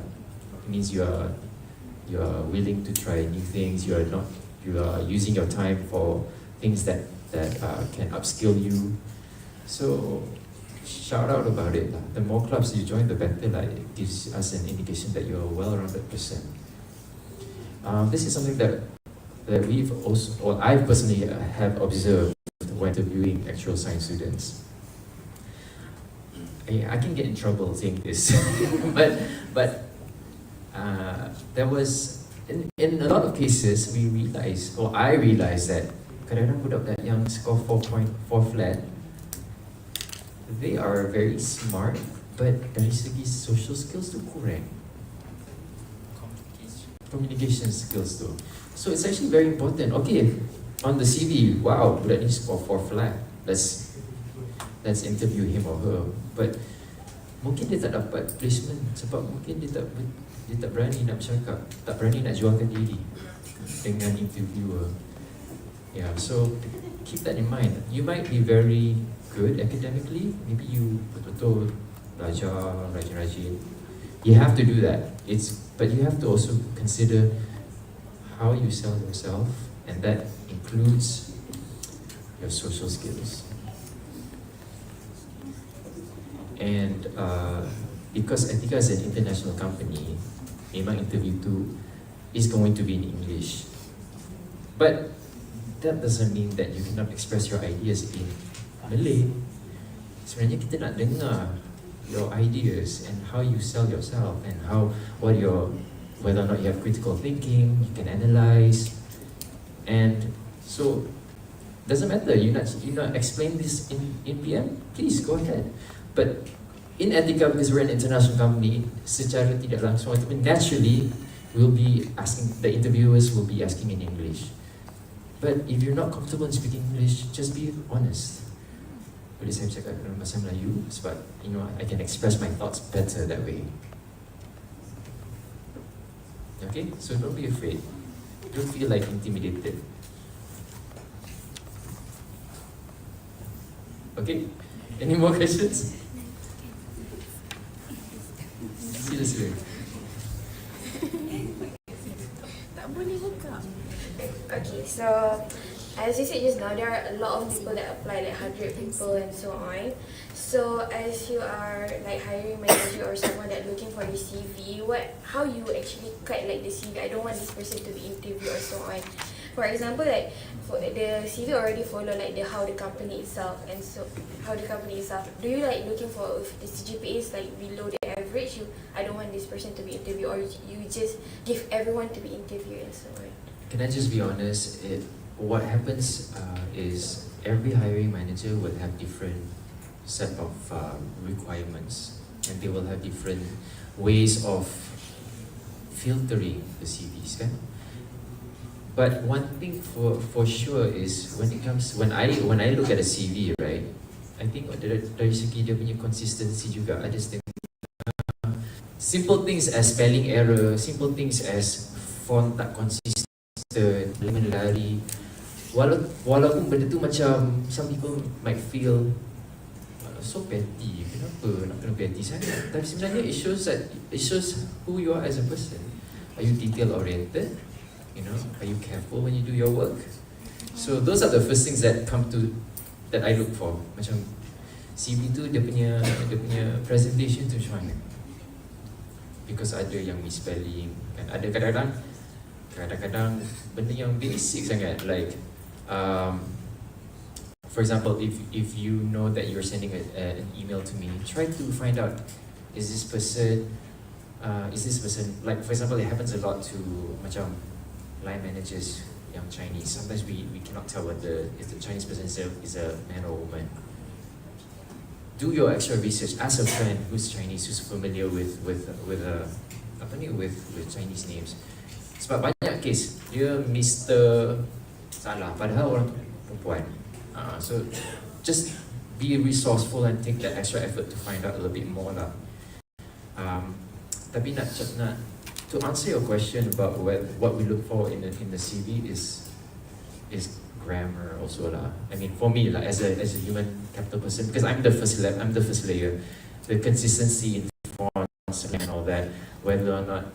And the thing is, right, there's a lot of templates out there. Sometimes we realize it's just copy and paste.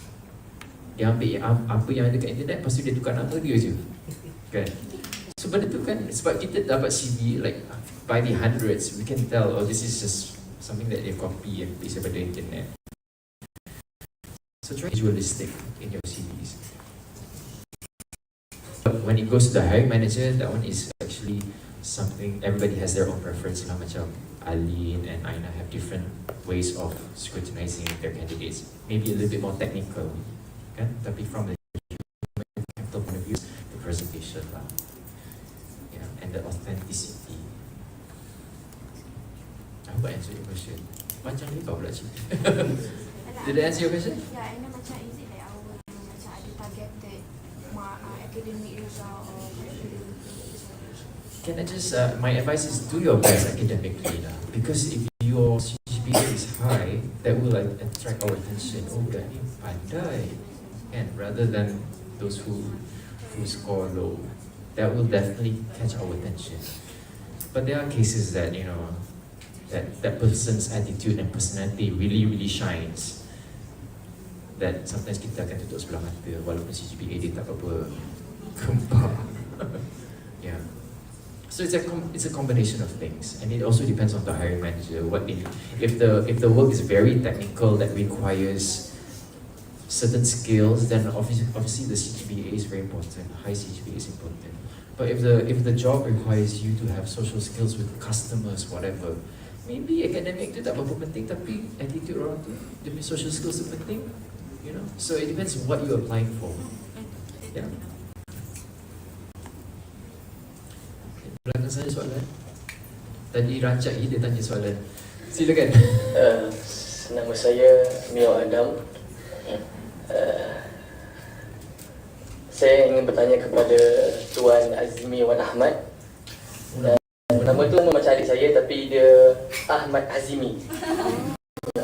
Ejaan Azimi tu macam mana? Tapi dia ada H lah, Hazimi. Oh, Hazimi. Macam the Y ke I? I. Okay, saya Y. Dia teringat lah. Okay. Saya ada satu soalan. Seperti mana yang Tuan Azimi memperolehi award apa? Social entrepreneur. Oh, social entrepreneur. Yang Asia tu. Yang Tuan Azimi yang boleh award tu penghargaan tu. Saya ingin tahu organisasi mana yang menilai Tuan dan macam mana Tuan boleh dapat organisasi dan macam mana Tuan boleh dapat award tersebut. Organisasi yang menilai. Okay. Dan macam mana dia menilai? Okay. Ini macam lari topik sikit Tapi tak apa, Curious. Okay. Pada tahun 2018 ada sebuah agensi kerajaan yang ditubuhkan oleh Kementerian Kewangan Malaysia. Have you heard of MAGIC? Malaysia. Tadi Hazira disebut MAGIC tu apa? Malaysia Innovation, ya Allah, Malaysian Global Innovation Center, Creativity Center, Malaysia Global Innovation Creativity Center, MAGIC. So pada waktu itu MAGIC adalah badan kerajaan yang memberi iktiraf pada syarikat-syarikat ataupun social enterprise. Tapi after kerajaan baru, sekarang pengiktirafan social entrepreneurship tu sekarang tak silap saya di bawah InScan. Have you heard of InScan dekat Cyberjaya? Is the institut untuk usahawan. So masa saya tubuhkan social enterprise saya pada tahun 2018, U4U, company tu masih yang tadi ada, but is now with a different partner. It was certified by MAGIC. Yeah. Did I answer your question? Is that your question to me? Macam mana dia menilai? Oh, macam mana dia menilai? Kita harus sertai program social entrepreneurship selama dia panggil accelerator. So accelerator ni kita berkampung di MAGIC selama 6 minggu.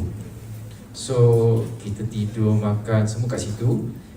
And after the whole program was over, kita orang dapat certificate lah untuk jadi social entrepreneur. Tapi sekarang dia punya kriteria dah berubah.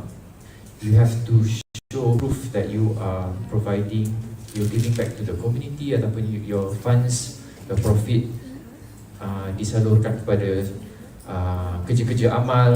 So dia punya kriteria itu dah berubah. So apa yang pada 2018 tu dah tak apply dah. Ada hasrat nak jadi social entrepreneur ke? Kerja bunyi. Ada tak soalan lain yang berkaitan dengan internship lah kalau boleh? Okay, tak ada. Okay. Kalau ada apa-apa, just email lah kepada humancapital@etiqa.com.my. Boleh? Okay, terima kasih.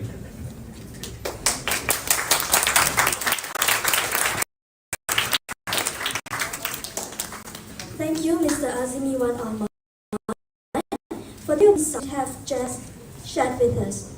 We sincerely value the insightful presentation you just provided. Students, before we continue with the next session, we would like to hold a short Q&A session. If you have any question, please feel free to ask any of our honorable speakers.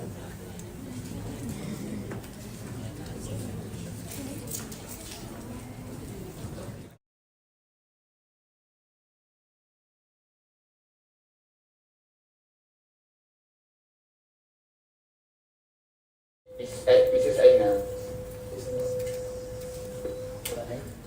Ya, silakan. So, about your background, you jump from different sectors in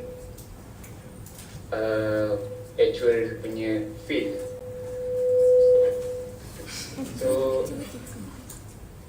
So I want to know because I think our lecturer said that if different sector really has different specialty, like if you become this actuary, it will be really difficult to work as a different actuary. But you work as 4 role across your career. So how do you stay competent enough when you jump into a different sector? Like your personal experience, how do you be competent in your new sector? I'm still learning. But actually, from pensions to, okay, so there are a few. So there's pensions, and then there's life, and then there's general. Okay, selalunya the transition from life to general, kalau you dah quite senior, it's quite macam this very rare. But I'll talk about my experience from pensions to life. So the reason why I was okay with going to life is because pensions, you look at long-term liabilities. And the concept with actuarial is the same. It's all about liabilities. It's all about valuing or putting a value on all your future cash flows, on what the value is now, you know, and all the same considerations: interest rate, inflation, mortality, expense assumption, you know, all the same things lah. So for me, the transition wasn't a huge jump because their pensions, I value future liabilities, like, and then but pensions dia macam the liability is from the person retire until dia meninggal. Tapi kalau life is until orang tu meninggal, they stop. I mean sama lah, stop until meninggal lah. So for me macam it's long term liability, so it wasn't such a huge transition lah. For me, I thought it was okay. It's more the regulation that you have to learn. Because masa dekat UK kena learn the UK punya pensions regulation, and then in Malaysia bank negara punya pensions regulation. But like I said just now, the change is on more on the nature of the liability. I mean it's equally long term, tapi pensions dia a bit more simple sebab dia just it depends on what are your cash flows lah. So cash flows for pensions is just X% of your salary when you retire. Tapi kalau insurance dia different. So that for me it wasn't easy, but it was okay. It was definitely doable, and you just have to ask questions. Just ask questions. Don't be scared to feel stupid. Just ask questions. Kalau orang ingat you, you dapat jawapan kan. Yeah, and then from life to from conventional to takaful, I thought it will be hard. Sebab takaful dia different regulation, dia ada different funds. But it's okay so far. I mean, if anything, like conventional takaful is easier than pensions to insurance lah. Okay.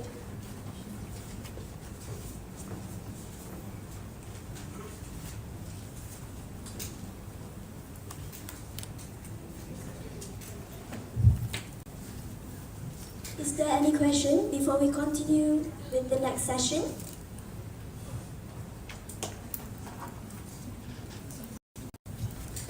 I think this is just a closing questions. In general, any last advice to us as diploma students who maybe some of us are thinking whether to continue in degree in actuary or move to other courses, just to motivate us in our study. Yeah, maybe I'll go first. So it goes back to like I said, your interest. Are you happy? I think the important part is to be happy. You know, when you do things with a happy heart, you ikhlas, you know, and you also tend to achieve things greater lah, okay? Yeah. So I used to be at your place doing diploma for 2.5 years, right? You know, and it was I think a pursue. So I pursued again the degree in actuarial science. I do have friends that after they did actuarial, they did not pursue degree. One of the many reasons is that they want to try something else. Maybe they couldn't cope with the actuarial scope, and they know with the mathematical background that they have, a strong quantitative background that they have, they also can excel in other courses. You know, so it's not really about anything about everybody else says. It's about you. You are the only one yang tahu what you want, so you do that. So you do you, right? Okay, thanks.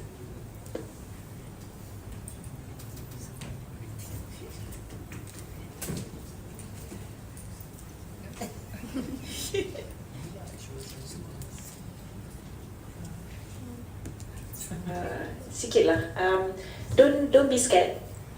You don't have to know the right answer now. If you like actuarial, you like maths, you can still continue doing actuarial science for your degree. Don't be scared. But even if you don't, I'm sure you're gonna choose something similar, macam maths or financial something. And if you don't like it, you can always go back to actuarial. Yeah. So I don't. It's okay. It's okay to make mistakes. So it's okay. Just I don't know. I can't give you an answer, but I like what Aline said. Just follow your heart, what you like.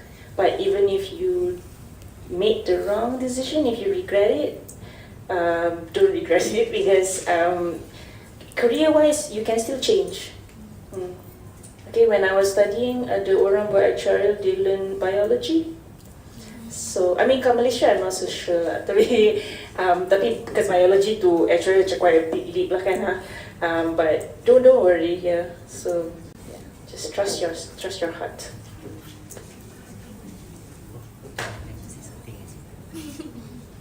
Alright, maybe sikit lah. Trust your instinct, have the right intention, and always be good.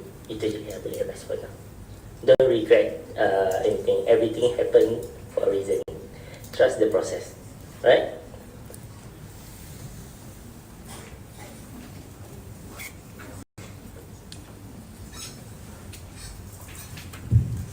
Any other question?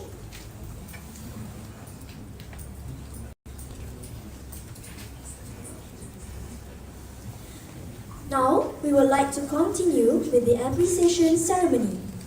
As a symbol of remembrance, I would like to invite Mr. Azimi Wan Ahmad to receive a gift from us, accompanied by Madam Siti Norashikin binti Shamsuddin, the Program Advisor, and Nur Shafiqah binti Sharifuddin, the President of Surabaya Actuarial Science.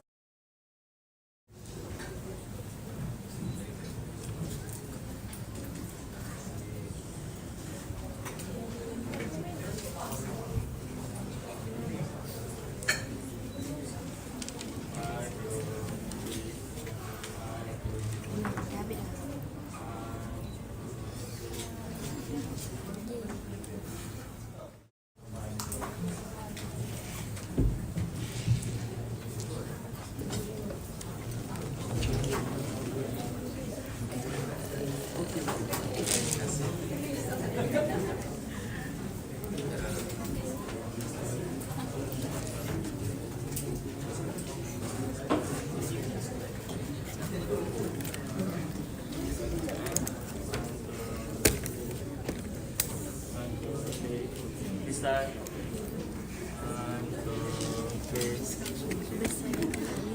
2, 3. Apa ada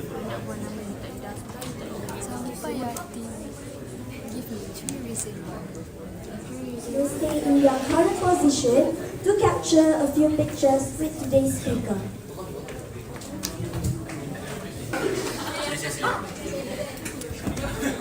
Wait, tak ada depan ke? Boleh depan lagi? Depan lagi boleh? Ni kosong? Ni dari sini? Dari sini? Jangan letak apa? Dari sini, dari sini. Depan lah, depan. Depan lah. Yang kat belakang saya tak nak kena fighter. Nak masuk free. Oh, nak kena fight.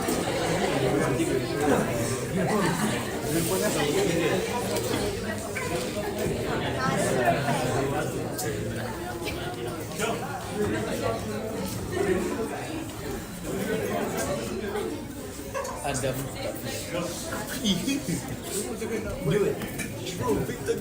Gandum kan?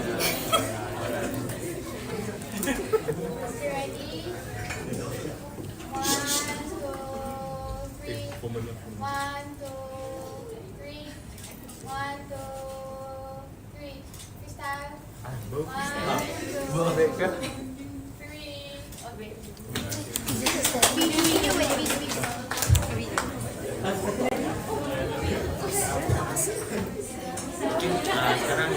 Sorry, belum lagi. Ada gambar lagi je dapat gambar balik. Ada video. Ada sekali ya. Kita tak boleh stadium dia. Okey. Kau tak subscribe.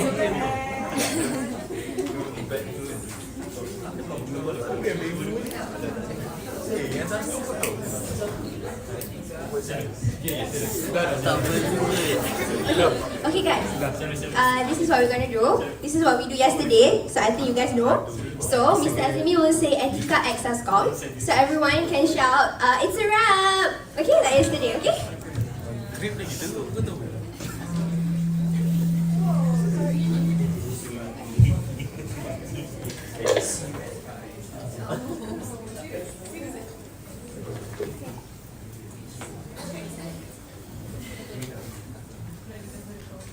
Etiqa at Sascom. It's a wrap!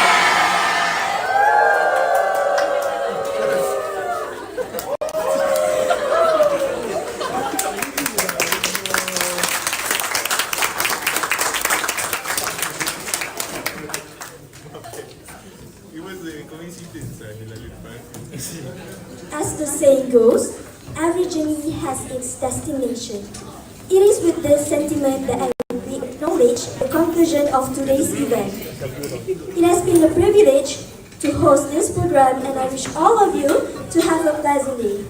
As for our estimate VIP and guests, we are pleased to inform you that refreshments are being prepared in Bilik Perbincangan 7 for your enjoyment. Once again, thank you everyone for gracing our ceremony with your presence. On behalf of the organizing committees, I would like to express our apologies for the mishaps that may occur during the event. Students, before you leave the hall, please scan the QR code displayed on the screen and fill out the review form for today's program. With the end of that, I conclude my role as the host for today's event ceremony with wabillahi taufiq wa hidayah. Wassalamualaikum warahmatullahi wabarakatuh. Have a great day to everyone.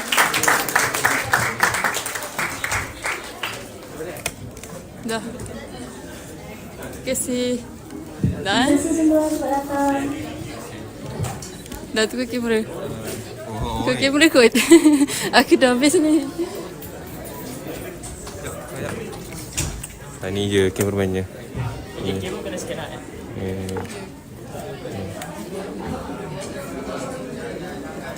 Bye bye.